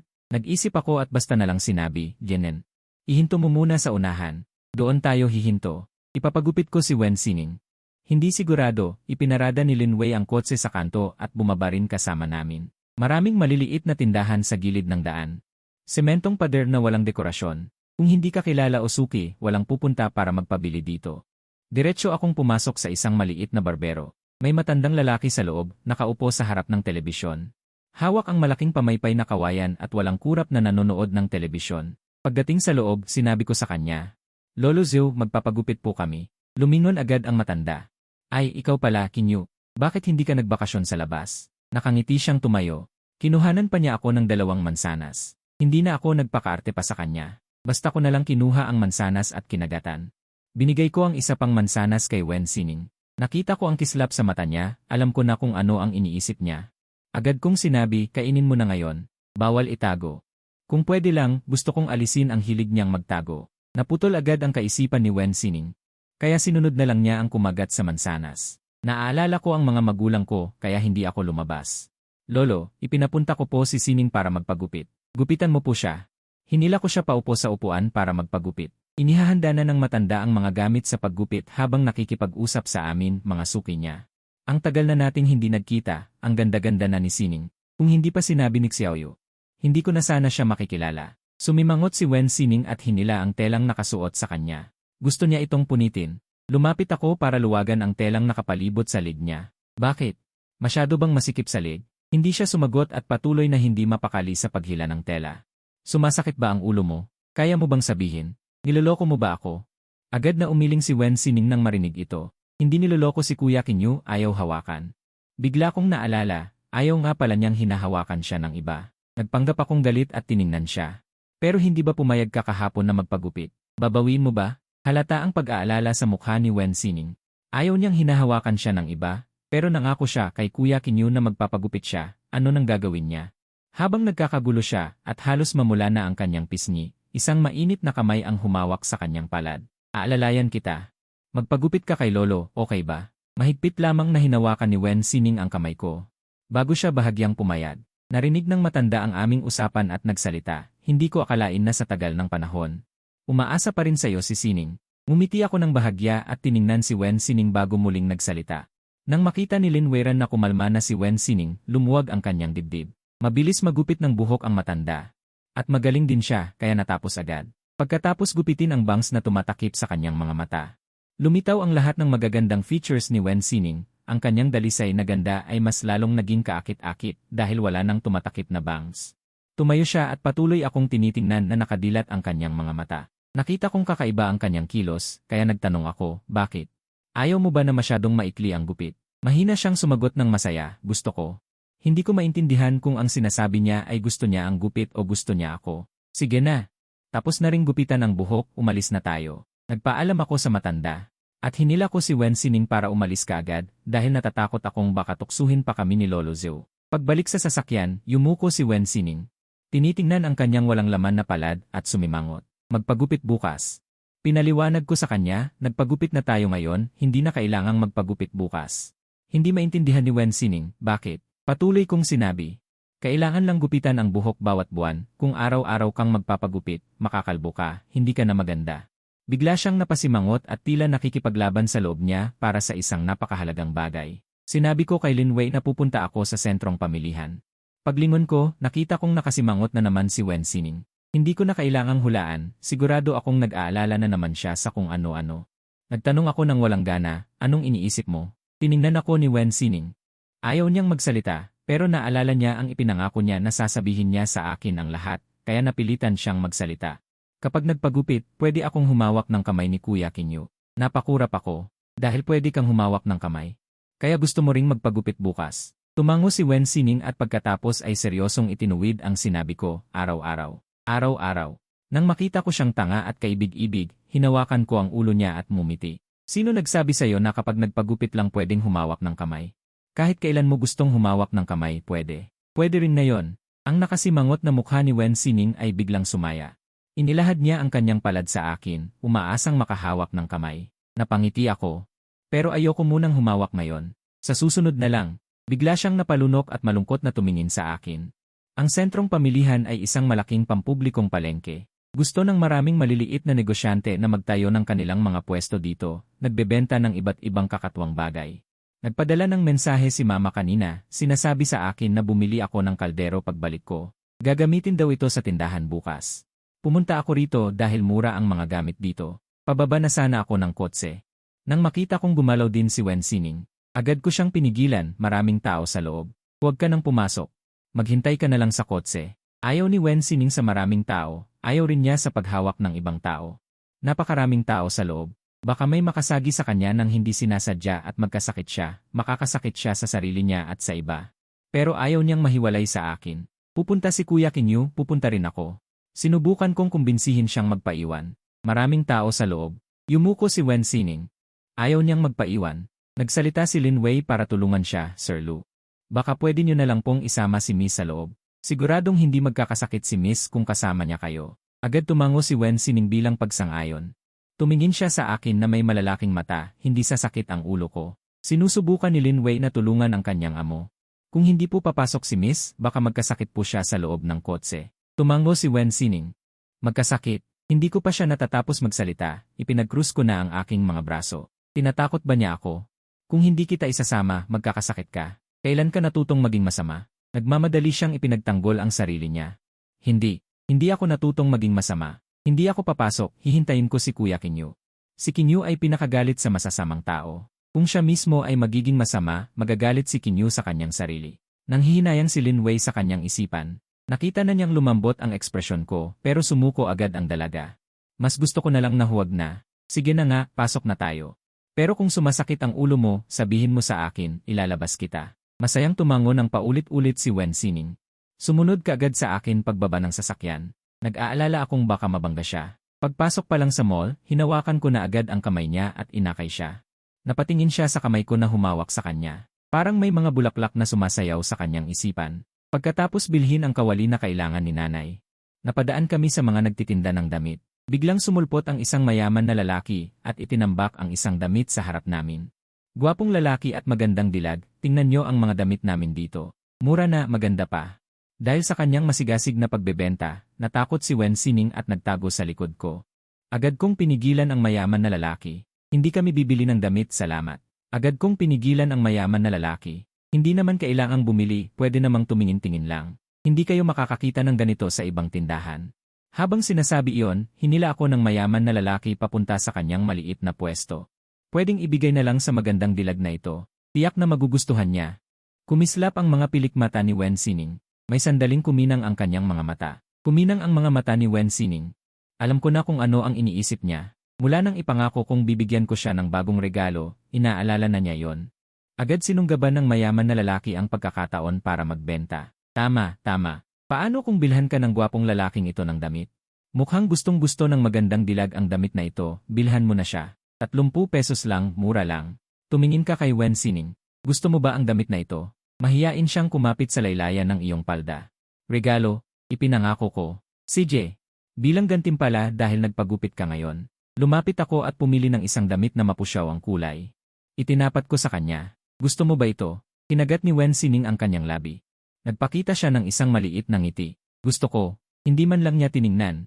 Gusto niya ang lahat ng regalo ko. Kumuha ako ng isa pang damit at nag-alinlangan. Parang maganda rin ito. Patuloy na sinabi ni Wen Sining, gusto ko. Parang may napansin ako. Bigla akong napaisip at kumuha ng isang plastic bag. Paano naman ito? Agad na nasabi ng dalaga. Gusto yun. Mahinang natawa ako. May bahid ng pagtataka sa mga mata ni Wen Sining. Hindi niya maintindihan kung bakit ako tumatawa. Kinuha ko ang 2 damit na kanina ko pa pinag-iisipan at tiningnan ng mabuti. Walang basihan ang gusto na sinabi ni Wen Sining. Siguro kahit bigyan ko siya ng isang dahon, itatago niya pa rin ito na parang kayamanan. Nagdalawang isip ako ng 2 minuto.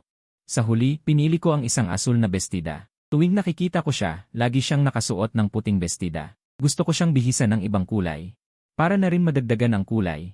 Nang matapos ang mga dapat gawin, nagpaalam na ako kay Wen Sining. Umuwi na kami sa aming mga bahay. Mabilis lumipas ang 7 araw na bakasyon ng araw ng mga paggawa. Sa isang iglap, huling araw na lang ng bakasyon ang natitira.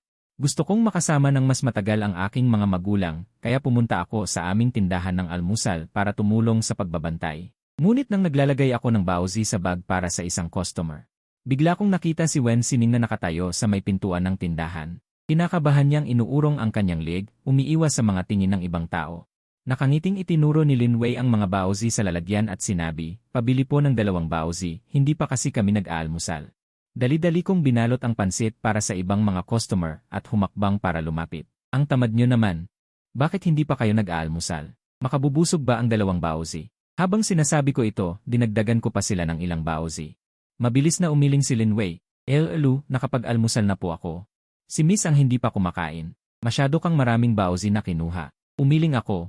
Okay lang, maaaring iwi ni Wen Sining ang sobra. Pwede rin kumain sina Tita Su at Tito Wen. Habang sinasabi ko ito, kumuha rin ako ng isang baso ng soya para sa kanya. Bahagyang ngumiti si Wen Sining, parang network delay. Makalipas ang ilang sandali, saka lang siya nagsalita para sagutin ang aking tanong. Gustong makita si Kuya Kinyui. Ang mga salita. Hindi magkaugma ang kanyang sagot, ngunit naintindihan ko ang ibig niyang sabihin. Dahil gusto niyang makita si Kuya Kinyu. Nagmamadali siya kaya hindi siya nakapag-almusal. Inabot ko sa kanya ang bauzi. May kailangan ka ba? Nang marinig ito ni Wen Sining, bigla siyang nalungkot. Yakap-yakap niya ang bauzi at hindi nagsalita. Agad na nagpaliwanag si Lin Wei. Malapit nang matapos ang bakasyon, Ginoong Lu, at hindi niyo pa rin kinokontak si Miss kaya medyo nagtatampo siya. Nag-isip ako at napagtanto kong totoo nga. Masyado akong abala sa bahay. Nakalimutan ko na siya. Medyo nahihiya ako. Pasensya na, nakalimutan ko. Sunod-sunod na dumating ang iba pang mga customer sa tindahan. Wala akong oras para makipagkwentuhan pa kay Wen Sining. Hinayaan ko muna siyang maghintay. Tumalikod ako para tumulong. Ngunit ang paghihintay na ito ay umabot hanggang tanghali nang magsara kami. Habang nililinis ko ang mesa, tiningnan ko si Wen Sining na nakatayo sa gilid ng pintuan ng tindahan. Lalo akong nakaramdam ng paghingi ng tawad. Lumingon din ang nanay ko at tumingin, si Sining yata ang naghahanap sa'yo, matagal na rin siyang nakatayo dyan. Lumabas ka na kasama siya, kami na lang ng tatay mo ang magliligpit. Pagkasabi nito, kinuha ng nanay ko ang hawak kong mangkok. Lumabas ako ng nakangiti at lumapit kay Wen Sining, pagod ka na ba? Maghanap tayo ng upuan. Umiling si Wen Sining tapos tumango, hindi siya pagod pero gusto niyang umupo kasama si Kuya Kinyu. May parke 300 metro mula sa almusalan, doon ko siya dinala. Magkatabi kaming naglalakad, nagdidiit paminsan-minsan ang likod ng aming mga kamay, nakatingin si Wen Sining sa kamay ko. Nakakunot ang noo, parang may iniisip, sa wakas, sa ika-10 pagkakataon na nagdikit ang mga kamay namin. Hindi niya napigilang magtanong, gusto mo bang maghawak ng kamay ngayon? Nagulat ako. Saka ko lang naintindihan ang ibig niyang sabihin, sinabi ko dati na kapag gusto lang maghawak ng kamay, saka lang pwede. Natawa ako sa loob-loob ko at umiling, hindi magkahawak ng kamay. Nalungkot siya at yumuko. Kailan kaya gustong maghawak ng kamay ni Kuya Kinyu? Naguguluhan ang isip niya, sumunod siya sa akin papunta sa parke. Tiningnan ko ang oras at nagplano, magpahinga muna tayo, tapos kakain tayo ng pananghalian. Pagkatapos kumain, ihahatid na kita sa bahay. Tumango si Wen Sining tapos biglang may naalala. Kumuha siya ng papel sa bulsa niya at iniabot sa akin, para kay Kuya Kinyu. Pagkakuha ko, binuklat ko ang papel. May nakalista na 20 hanggang 30 maliliit na bagay. Una, gusto kong makita si Kuya Kinyu araw-araw. Pangalawa, masaya akong makita si Kuya Kinyu. Pangatlo, sumasakit ang ulo ko kapag hindi ako pinapansin ni Kuya Kinyu. Marami siyang isinulat. Seryosong sumagot si Wen Sining, ito ang gusto. Bumalik ang alaala ko. Naalala ko noong tinanong ko siya sa mall, alam mo ba kung ano ang gusto? Sabi niya, alam niya.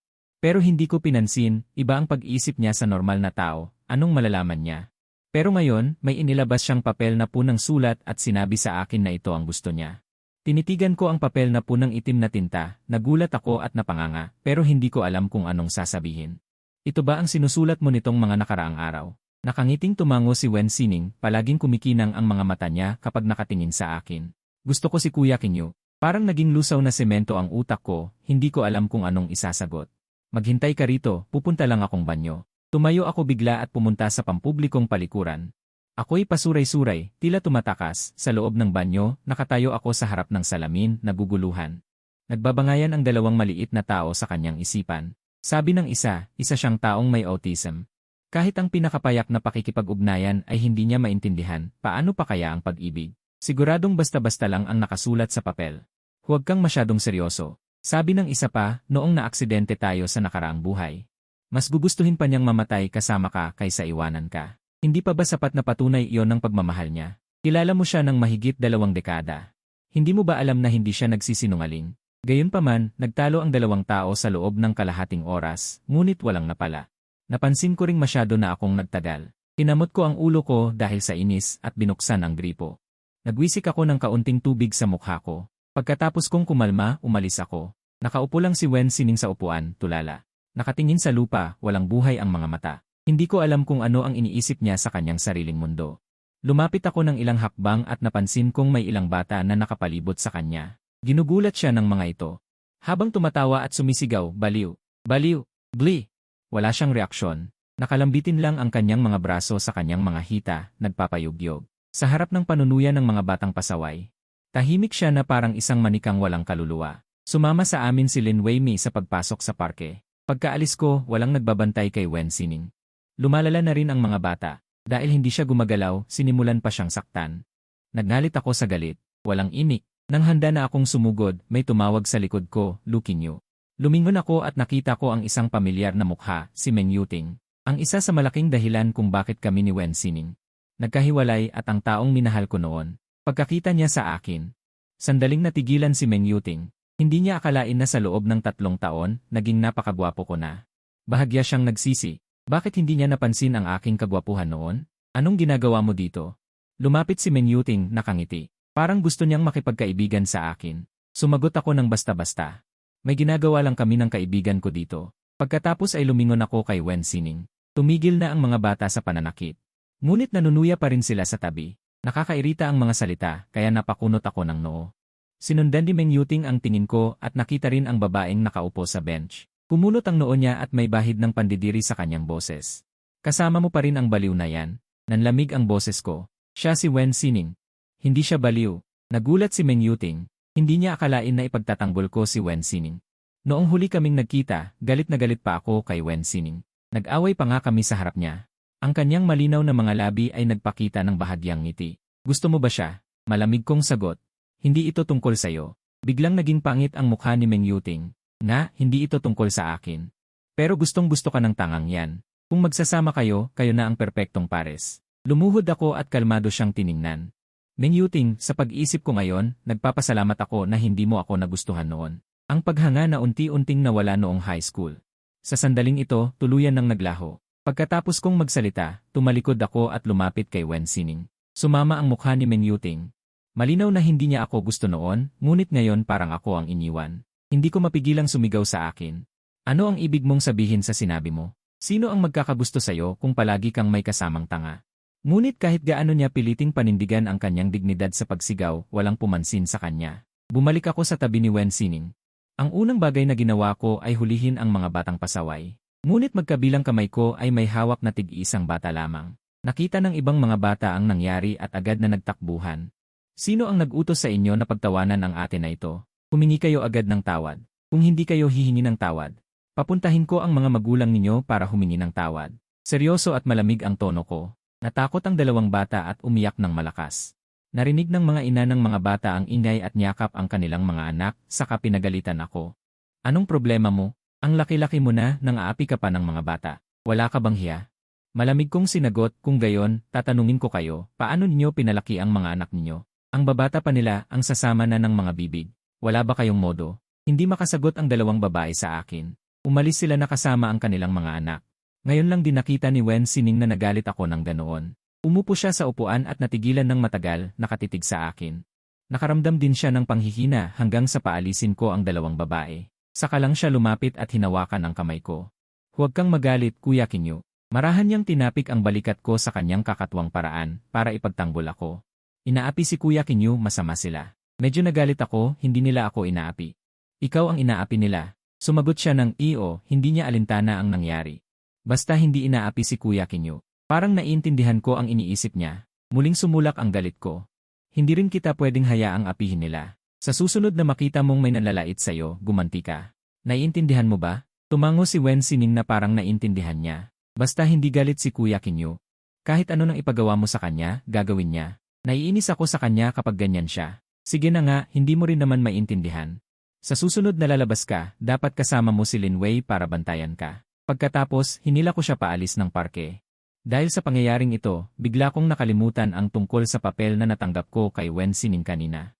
Ang sumunod na araw ay ang huling araw ng bakasyon ng Araw ng Kalayaan. Buti na lang at nakabili ako ng tiket sa bus, hindi ko na kailangang abalahin pa si Wen Sining. Alam din ni Shen Hui na ngayon ang araw ng pagbalik ko sa paaralan, habang nag-aalmusal ay espesyal niyang tinanong si Wen Sining. Bigla na lang bumaba ang temperatura, pero dahil ayaw ng anak niya, sinabi niya kay Lin Wei na huwag nang maghanda. Naalala ni Wen Sining noong nagtampo kami, palagi siyang nagpapadala sa akin ng mensahe sa bahay, pero mayroon nang pulang tandang pananong na hindi niya nakikita dati, hindi niya maintindihan kung ano iyon, pero marami siyang ipinadala. Hindi siya pinapansin ni Kuya Kinyu, galit si Kuya Kinyu, kailangan lang niyang humingi ng tawad. Patawarin siya ni Kuya Kinyu, pero sa pagkakataong ito, marami na siyang sinabing sorry, pero galit pa rin si Kuya Kinyu. Siguradong may nagawa siyang mali kaya nagalit si Kuya Kinyu at ayaw na siya. Mahigpit na hinawakan ni Wen Sining ang kanyang cellphone, lalo pang pumutla ang kanyang mukha. Sumasakit din ang ulo niya, hinarap niya ang mesa sa harap at inihampas ang kanyang ulo. Namumula ang mga mata, para siyang nasisiraan ng ulo. Simula nang sumakay ako sa bus pabalik sa paaralan, sa isang silid sa ikalawang palapag ng bahay ng mga Wen. Nakaupo lang si Wen Sining sa upuan, hindi niya alam kung gaano katagal, walang makapagsabi kung ano ang iniisip niya. Biglang umilaw ang screen ng cellphone sa mesa, kasabay ng tunog ng kampana, na nagpabalik sa kanyang isipan. Ang kanyang mga mata na walang buhay, na nakakaawa, ay agad na napuno ng kulay, iyon ang espesyal na paalala na itinakda niya para sa akin noon. Pagkatapos kong sabihin kay Wen Sining na nakarating na ako, kumain kami ng mga kaibigan kong photographer, pero hindi ko inaasahan na magkakaroon ako ng allergy. Kinailangan ko pang maospital, nang magising ako kinabukasan, pagdilat ko nakita ko si Wen Sining na nakaupo sa ulunan ng aking kama. Nang makita akong gising, sinabi ng dalaga, Kuya Kinyu. Ang kanyang boses ay may bahid ng pagkaos at kasiyahan. Paano ka nakarating dito? Nagulat ako sa kanyang paglitaw, ginalaw ko ang aking katawan para umupo. Napansin ko lang na mahigpit niyang hawak ang aking kamay, biglang namula ang aking mga paa, pero buti na lang at natakpan ng mga pulang tuldok sa aking mukha. Ang aking pagkapahiya, binawi ko ang aking kamay, agad itong hinawakan ni Wen Sining muli. Mas malakas pa kaysa kanina. Hindi ka pwedeng gumalaw. Lumitaw ang isang bakas ng pagkaseryoso sa mukha ni Wen Sining. Pumiglas ako, hindi ko pa siya nakitang ganito, hindi ako nakapag-react. Binuksan ang pinto ng silid. Agad na patakbong lumapit sa akin ang kapatid kong si Chen Feng at sinabing, Kinyu, gising ka na. Mas maganda ba ang pakiramdam mo? Gutom ka ba? Marami siyang sinabi. At inalis pa niya ang aming magkahawak na kamay, sumimangot si Wen Sining nang hindi nasisiyahan, isang bakas ng puot ang lumitaw sa kanyang mga mata. Sumagot ako, medyo okay na. Medyo makati pa rin ang katawan ko. Pero mas okay na kaysa kagabi. Huwag ka munang galaw ng galaw. Manatili ka pa sa ospital para obserbahan sa loob ng 2 araw. Kapag bumuti na ang kalagayan mo, saka ka na lumabas. Tumango ako, saka ko lang napagtanto na ang ibig sabihin ni Wen Sining na hindi pwedeng gumalaw ay utos pala ng doktor. Tiningnan ko si Wen Sining sa tabi ko at mahinang nagtanong, bakit nandito si Sining? Mahinang sagot ni Chen Feng, siya. Kagabi, tumawag siya sa'yo ng maraming beses. Akala ko may emergency, kaya sinagot ko para sa'yo. Sinabi ko rin sa kanya ang nangyari sa'yo. Sino ang mag-aakala na magmamaneho siya magdamag para makapunta rito? Alas 5 o alas 6 siya ng umaga dumating. Nagbabantay siya rito at ayaw umalis. Dahil gising ka na, bababa ako para bumili ng 2 pananghalian. Tumango ako at nagpasalamat. Pagkaalis ni Chen Feng, kaming 2 na lang ulit ang natira sa kwarto. Paglingon ko, nakita ko siyang nakatitig sa akin. Hindi ako mapakali at umiwas ng tingin. Naghanap ako ng mapag-uusapan. Pumunta ka sa Yun City kagabi. Alam ba yan ni Auntie Su? Tumango si Wen Sining. Alam niya. Nga pala, sabi ni Chen Feng kanina, tumawag ka raw sa akin ng maraming beses kagabi. May kailangan ka ba? Kumagat siya sa kanyang labi. Mukhang malungkot siya. Hindi nag-reply si Kuya Kinyu. Pagkarinig ko niyon, kinuha ko ang cellphone ko at nakita kong nagpadala siya ng higit sa 10 message kagabi. Pero lahat ng ipinadala niya ay magkakapareho kaya nakakalito. Maulap ngayon sa Yun City. Tiningnan ko ang ipinadala ni Wen Sining na parang ulat ng panahon at nagtatakang nagtanong. Ano ang ibig sabihin nito? Sagot niya, para kay Kuya Kinyu ipadala.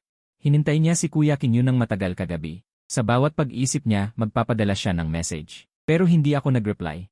Nalungkot siya ng matagal. Pero sabi ni Kuya Kinyu, abala raw siya kamakailan at maraming assignment na dapat gawin. Kaya hindi niya raw nakita ang cellphone niya. Kaya tumawag siya para malaman na may sakit ako.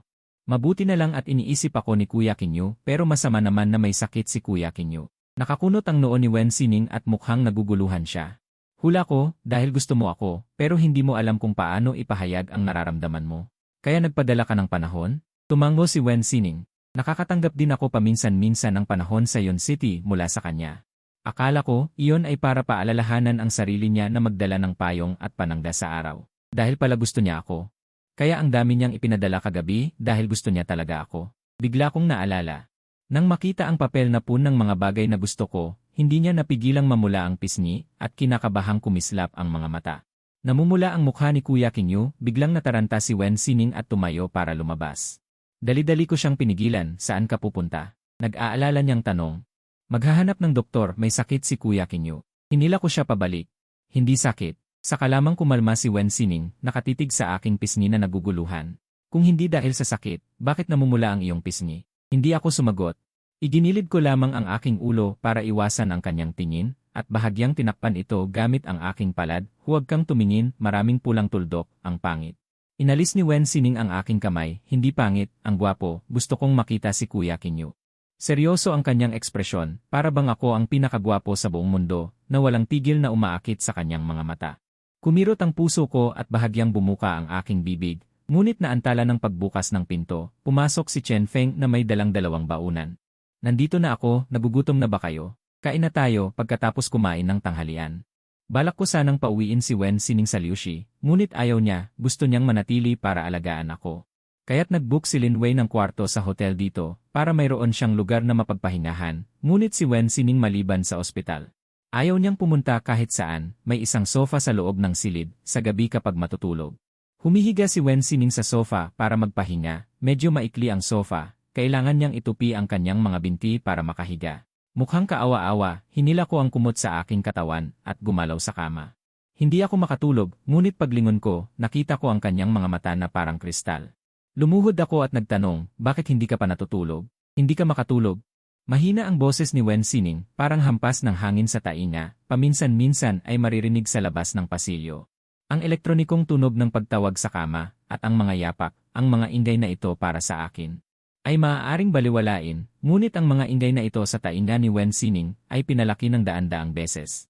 Marami siyang problema, tulad ng kapag natutulog, hindi dapat magkaroon ng kahit anong ingay sa paligid. Naalala ko ang kanyang problemang ito at agad na sinabi, papatawag ko si Lin Wei para sunduin ka. Matulog ka sa hotel, mas tahimik doon kaysa sa ospital. Mariing tumanggi si Wen Sining. Ayoko, matutulog akong mabuti, huwag kang umalis. Pagkasabi niya nito, ipinikit niya ang kanyang mga mata. Kumunot din ang kanyang noo. Sa pagpipilit kong matulog, bumuntong hininga ako at kinawayan siya. Sining! Halika! Nang marinig ito ni Wen Sining, tumayo siya at lumapit sa akin, nagmamakaawang sinabi. Huwag mo akong paalisin. Umupo ako at tumingin sa kanya, seryosong sumagot, hindi kita pinaalis. Tinanong ko lang kung paano gagawin para hindi sumakit ang ulo mo. Nang marinig ito, iniangat ni Wen Sining ang kanyang mukha. Agad siyang sumaya. Hinawakan niya ang aking mga kamay at tinakpan ang kanyang mga tainga. Para hindi maingay, may kakaibang damdamin akong naramdaman. Ganoon lang ba yon? Mariin siyang tumango. Kung gayon, takpan mo ang iyong mga tainga at bumalik ka na sa pagtulog. Pagkatapos kong sabihin yon, inalis ko ang aking mga kamay. Sumimangot si Wen Sining. Kailangan ng halik mula kay kuya para hindi maingay.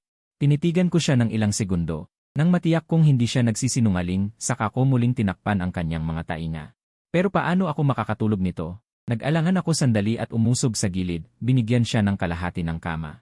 Matulog ka rito, pero bawal gumalaw. Elngan. Nagniningning sa tuwa ang mga mata ni Wen Sining. Makakatulog na naman siya kasama si kuya. Napakaliit lang ng kama sa ospital.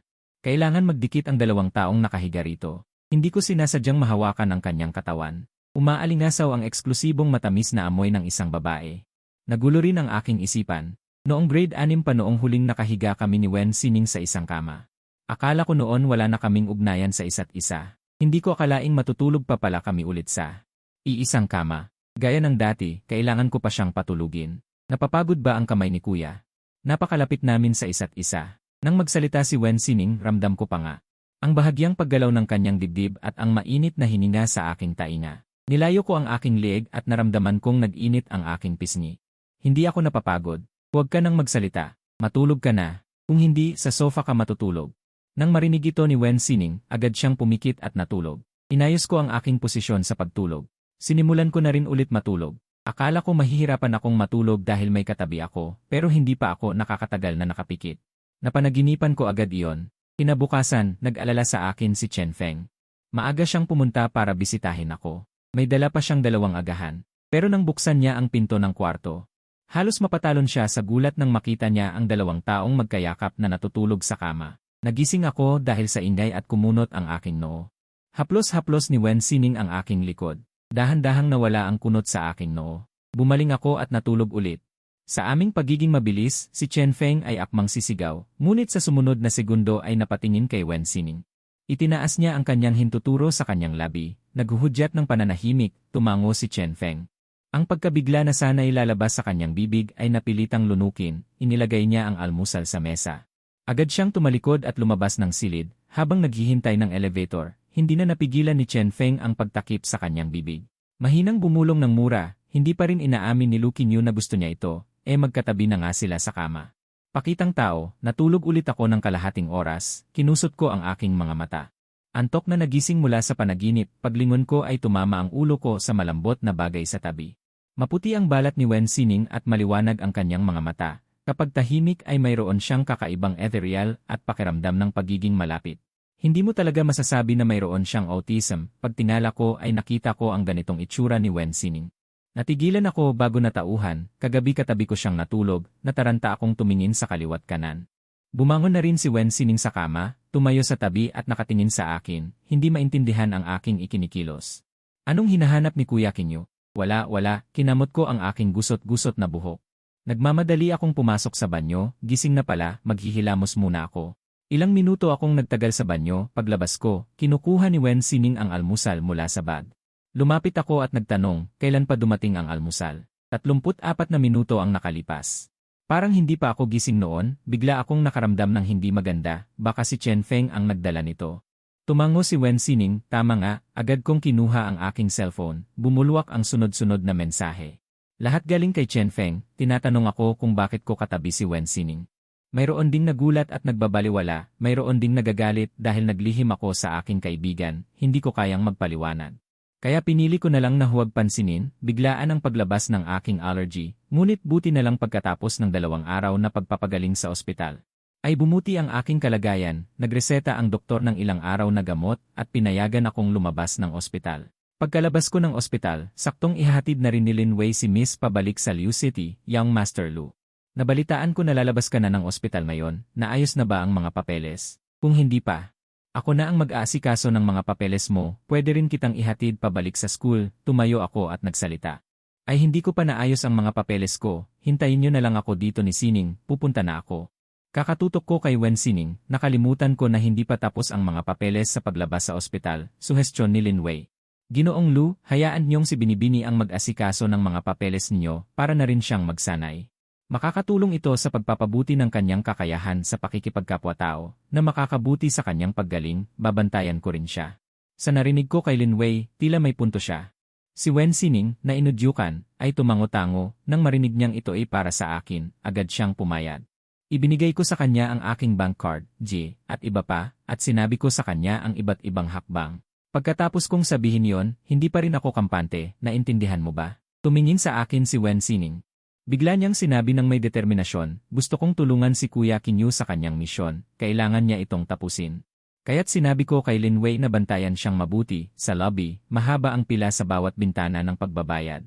Siksikan, nakita ito ni Wen Sining, umatras ang mga paa nakakalakad pa lang. Mahigpit niyang hinawakan ang bank card, nakatayo sa kinatatayuan niya habang nag-iwas ng tingin, nagbigay ng lakas ng loob si Linway. Binibini, hindi ba't aasikasuhin mo ang papeles ni Ginoong Lu? Pumila na tayo. Biglang naging balisa si Wen Sining, mariing kinagat ang kanyang labi, hindi nagustuhan ni Linway ang kanyang nakita. Agad niya akong tinawagan, tatlo-tatlo ang mga taong dumaraan sa harap ni Wen Sining. Unti-unting namutla ang kanyang mukha, tila may mga karayom na tumutusok sa kanyang ulo, masakit na masakit. Lumabo ang mga taong nasa harap niya, nang malapit na siyang bumigay, isang nag-aalalang boses ang umabot sa kanyang pandinig. Pinakalma nito ang kanyang kalooban, Sining, naririnig mo ba ako? Bumalik siya sa kanyang sarili, kinuha ang cellphone ni Linway. Inikit sa kanyang tainga at nagsumbong, Kuya Kinyu, maraming tao, masakit ang ulo ko, huwag kang matakot. Naalala mo pa ba noong pumipila tayo sa kantina para kumuha ng pagkain? Marami ring tao, pero nalagpasan mo yon. Kaya mo rin ito. Huminahon ako at patuloy siyang kinausap, nakita ko ang takot sa mga mata ni Wen Sining. Pero maraming tao. Mahinahon ko siyang hinikayat, hawakan mo ang cellphone. Kakausapin kita, para bang katabi mo ako at kasama kitang pumipila, ayos ba? Tinignan ni Wen Sining ang mga taong nasa unahan niya, nag-aalangan sa aking paghikayat. Dahan-dahan siyang humakbang, pumunta sa isang pila, hindi siya tumayo ng maayos, nakayuko siya at nakatingin sa sahig. Iniiwasan ang mga tingin ng ibang tao, Kuya Kinyu, Len, nandito ako. Nakapila na, hindi ka na ba natatakot? Ang tensyon sa katawan ni Wen Sining ay unti-unting kumakalma. Ang kanyang labi, na may bakas ng kagat, ay bahagyang tumaas. Hindi siya matatakot kung kasama niya si Kuya Kinyu. Habang kinakausap niya ako, ang pila ay unti-unting umikli. Pagkalipas ng halos 20 minuto, siya na ang susunod. Sabi ng empleyado sa bintana. Magandang araw, ma'am. Pakiabot po ang inyong mga dokumento at Bahagyang kumurap ang mga mata ni Wen Sining. Nanatili siyang nakatayo at mahigpit na hinawakan ang kanyang mga kamay nang hindi nagsasalita. Akala ng empleyado ay hindi niya narinig kaya inulit niya ito. Dali-dali akong lumapit. Ma'am, ilagay niyo po ang mga dokumento niyo sa bintana at ibigay sa empleyado. Ayos na yan. Narinig ko ang boses doon at sinabi ko rin sa kanya, Sining, pwede mo bang iabot ang mga dokumento sa empleyado? Ang mahahabang pilik mata ni Wen Sining ay nanginig at sa wakas ay inilagay ang mga dokumento sa bintana. Sa wakas, ayos na. Matapos ang proseso, iniabot ni Wen Sining ang resibo sa akin. Tumingin siya sa akin, ang kanyang mga mata ay sumasalamin sa maliliit na sinag ng liwanag, may halong bahid ng pagmamalaki, tila naghihintay ng aking papuri. Ngumiti ako at hinaplos ang kanyang ulo. Ang galing mo, kaya mo nang tumayo sa iyong sariling mga paa. Sa susunod, kailangan ko ang tulong mo sa ibang bagay. Masayang tumango si Wen Sining. Ipagkatiwala mo sa akin. Pagkatapos, sumakay ako sa kanilang sasakyan pabalik sa eskwelahan. Sa paghihiwalay sa gate ng eskwelahan, kahit na magkasama kami sa loob ng 2 araw. Ayaw pa rin ni Wen Sining na umalis. Hinaplos ko ang kanyang ulo at sinabi, sa makalawa ay Martes na. Hindi ka ba pupunta? Magkikita tayong muli sa oras na yon. Malungkot na sinabi ni Wen Sining. Abala si Kuya Kinyu. Hindi kita makikita. Ako ay malungkot. Pagkatapos ng National Day, pagbalik sa eskwelahan. Abala talaga ako sa aking pag-aaral. Ilang beses kong sinabi kay Wen Sining na huwag nang pumunta dahil wala akong oras para makita siya. Matapos ang Chen Yintian, dahan-dahan akong nagsalita. Abala ako noong nakaraang buwan pero tapos na ngayon. Sa Martes, pupunta ako at dadalhin kitang muli sa cafeteria para kumain. Pinapangako ko sa'yo. Inilahad ko ang aking hinliliit kay Wen Sining. Ang paggawa ng pinky swear ay dapat matupad. Inilahad din ni Wen Sining ang kanyang hinliliit. Natapos ang pinky swear, saka lamang siya umalis na nasiyahan. Pagbalik sa dormitoryo, pagkalabas ko pa lang sa hagdan, nakita ko sa harap ng dalawang silid sa unahan. Mayroong 4 o 5 lalaki na nakapaligid, tila may pinag-uusapan. Nakita ako ni Chen Feng na bumalik. Tuwang-tuwa siyang tumakbo at niyakap ako ng mahigpit. Kinyu, sa wakas ay nakalabas ka na ng ospital. Sa mga araw na wala ka sa dormitoryo. Napakalungkot ko, nasasakal din ang aking leg. Binitawan ako ni Chen Feng at tumayo sa isang tabi para magreklamo. Napakahina ng iyong baywang. Paano na sa kama sa hinaharap? Mag-ehersisyo tayo ng madalas. Inirapan ko si Chen Feng. Kalagitnaan ng Nobyembre, taglamig na sayon at araw-araw na lumalamig ang temperatura. Pagkagising ko sa umaga, kailangan ko nang magsuot ng makapal na sweater at jacket. Sa cellphone ko naman ang ulat panahon na galing kay Wen Sining. Ngunit ngayon, may dagdag sa hula ng panahon, ang temperatura ng pag-ibig ay mataas ngayon. Iniisip niya ako. Huminga ako sa aking mga kamay para painitan ang naninigas na mga kamay. Kaya naman nakapag-type ako ng reply, tandaan magsuot ng maraming damit pag lumabas ka, pati sweater. Ang sagot niya, gaya ng dati, ay maikli, ngayon ay Martes, dapat ay naghahanda na si Wen Sining para hanapin ako. Ewan ko kung bakit, bigla akong nanabik sa pagdating ng tanghali at sa pagtunog ng kampana hudyat ng uyan. Mabilis kong inayos ang mga libro at tumakbo palabas ng silid-aralan habang nagtatakang nakatingin ang ibang mga kaklase. Tinalikuran ko na lang ang papalayo niyang figura, bagay na hindi na bago kay Chen Feng. Pagdating sa may pintuan ng paaralan, naroon na nga si Wen Sining at naghihintay sa akin. Nang lumapit ako, napansin ko ang pagbabago sa kanya. Nakasuot siya ng fitted na damit na seda. Ang disenyo ay may mga linya na nagpapaganda ng kurba ng katawan at mayroon pa itong karagdagang saplot. Kulay gatas na beige ang kanyang makapal na coat at ipinakulot pa niya ang buhok. Sa isang sulyap pa lang, kitang-kita na ang kanyang charm. Nagsimula siyang maglabas ng matamis na halimuyak kaya naman napapalingon ang maraming dumadaang lalaki. Ang palihim na sumusulyap sa kanya. Namilik mata rin ako sa simula at pagkatapos lamang ng ilang sandali bago ko napagtanto at nagtanong. Ito ba ang damit na ipinili sa iyo ni Tita Su? Hindi siya karaniwang nagdadamit ng ganito. Tumango si Wen Sining, tinitigan akong mabuti, at seryosong nagtanong, gusto mo ba, Kuya Kinyu? Sabi ni Mama, tiyak na magugustuhan ni Kuya Kinyu ang suot ko kapag ganito. Kitang-kita ko ang kanyang pagkaseryoso. Parang may kakaibang pakiramdam ako, na hindi kung gusto ko ba ang damit ang itinatanong niya, kundi kung gusto ko ba siya. Nagbago ako ng sinabi, maganda yan. Kahit hindi ang salitang gusto ang sagot ko. Ngunit nang marinig niyang maganda yon, masaya pa ring napangiti si Wen Sining. Tila alam ko na ang iniisip niya. Kaya pinayuhan ko siya, ang sarili mong estilo ng pananamit, dapat nakabatay sa kung gusto mo ito. Hindi dahil gusto ko, naiintindihan mo ba? Pero gusto ko kung gusto rin ni Kuya Kinyu. Puno ng katatagan ang mga mata ni Wen Sining, tila ba'y nagbago ang kanyang mundo, dahil sa akin, pati na ang kanyang mga damdamin. Bumuka ang bibig ko, medyo komplikado ang ekspresyon, at ang mga salitang hindi ko masabi ay nauwi sa isang buntong hininga. Kumain na muna tayo. Kapag medyo bumuti na ang kalagayan niya, saka na lang natin sabihin sa kanya ang mga bagay na ito. Parang madalas ituro ng matatanda sa mga bata, paglaki mo, maintindihan mo. Siguro kapag gumaling na si Wen Sining, iiwan na niya ako. Nag-isip-isip ako habang inaaya siyang pumunta sa kantina, nang biglang hinila ang laylayan ng damit ko. Para kay Kinyu, Kuya. Inabot ni Wen Sining ang dala niyang thermos. Naagaw ng atensyon ko ang maganda niyang pananamit. Hanggang sa magsalita siya, napansin kong may thermos siyang hawak. Ano ito? Kinuha ko ang thermos, may nakadikit na sticker ng maliit na oso sa kulay pilak nitong dingding, parang pamilyar. Binuksan ko ang takip at bumuga ang usok, sabay ang sagot ni Wen Sining, tangyuan, oso tangyuan. Puno ito ng mga tangyuan na hugis oso. Medyo umalsa ang mga tangyuan, bahagyang pumutok ang hugis, at umagos ang itim na sesame filling sa paligid. Katulad ito ng oso tangyuan na nasa alaala ko. Garalgal ang boses ko, hirap akong magsalita. Ikaw ba ang bumili nito? Ang mukha ni Wen Sining ay sumalubong sa isang bahagyang ngiti. Ako ang gumawa, para kay Kinyu, Kuya. Tinitigan ko ang tangyuan sa kinatatayuan ko. Sa nakaraang buhay, ang tangyuan na ipinadala, mayroon ding sticker ng maliit na oso sa thermos. Katulad nito, akala ko noon na si Mama ang gumawa ng tangyuan, yun pala, si Wen Sining din ang nagbalot nito. Ipinadala sa akin sa pamamagitan ng ibang tao. Natigilan akong nakatingin sa tangyuan at hindi nagsalita, hindi maintindihan ni Wen Sining ang komplikadong emosyon. Iniisip lang niya na kung hindi ako nagsasalita, ayaw ko nito. Nang malaman niya ang dahilan, kinuha niya ang tangyuan pabalik, medyo nalungkot at sinabing, itapon na lang. Bumalik ako sa realidad at nagtatakang nagtanong. Bakit itatapon? Ayaw ni Kinyu, kuya, kaya itatapon na lang. Inagaw ko ang tangyuan at maingat na niyakap. Sino nagsabing ayaw ko, ibinigay mo sa akin, kaya akin na ito. Nagliwanag ang mga mata ni Wen Sining nang marinig ito, masaya na parang bulaklak. Dinala ko ang tangyuan sa dormitoryo. At kinain ng may gana. Sumapit na ang buwan ng Disyembre at lumalamig na ang panahon. Muling dumating si Wen Sining para hanapin ako. Tulad ng dati, naghihintay siya sa labas ng gate ng paaralan para hintayin akong matapos sa klase. Isang lalaki ang paulit-ulit na tumitingin kay Wen Sining. Hanggang sa nahihiyang lumapit, hello, naghihintay ka ba ng tao dito?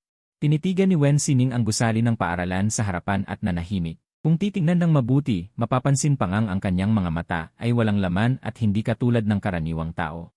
Gayunpaman, nahihiyang hindi makatingin ng diretsyo ang lalaki, at basta na lang nagtanong, wala akong ibang masamang intensyon.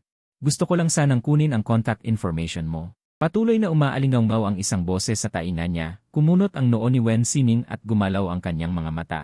Hanggang sa tumingin siya sa pinanggagalingan ng ingay. Si Lin Wei ay nagmamaneho habang nakikipag-usap sa telepono, sumulyap ang kanyang mga mata kay Wen Sining sa gate ng paaralan. Sino ang mag-aakala na sa tingin na yon, muntik na niyang mabitawan ang kanyang cellphone. Nagmadali niyang binaba ang telepono. Agad akong bumaba ng sasakyan at tumakbo papalapit. Narinig ko ang huling sinabi ng lalaki, pasensya na, hindi pala salita ang aming miss. Pero may boyfriend na siya. Pabulong na sinabi ng lalaki nang marinig ito, sana sinabi na lang agad na may boyfriend siya. Napatawa si Lin Wei dahil sa pagkapahiya, hindi alam kung ano ang isasagot. Nang dumating ako sa gate ng paaralan pagkatapos ng klase, nakita ko si Wen Sining na nakikipag-usap sa isang lalaki. Natigilan ako sa paghakbang, medyo nagbago ang pakiramdam ko.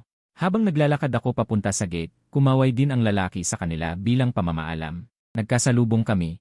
Lumingon ako at tiningnan siyang mabuti. Isa siyang lalaking gwapo at malinis ang itsura. Kung wala siyang autism, at hindi umaasa sa akin, magugustuhan kaya niya ang ganitong klaseng lalaki.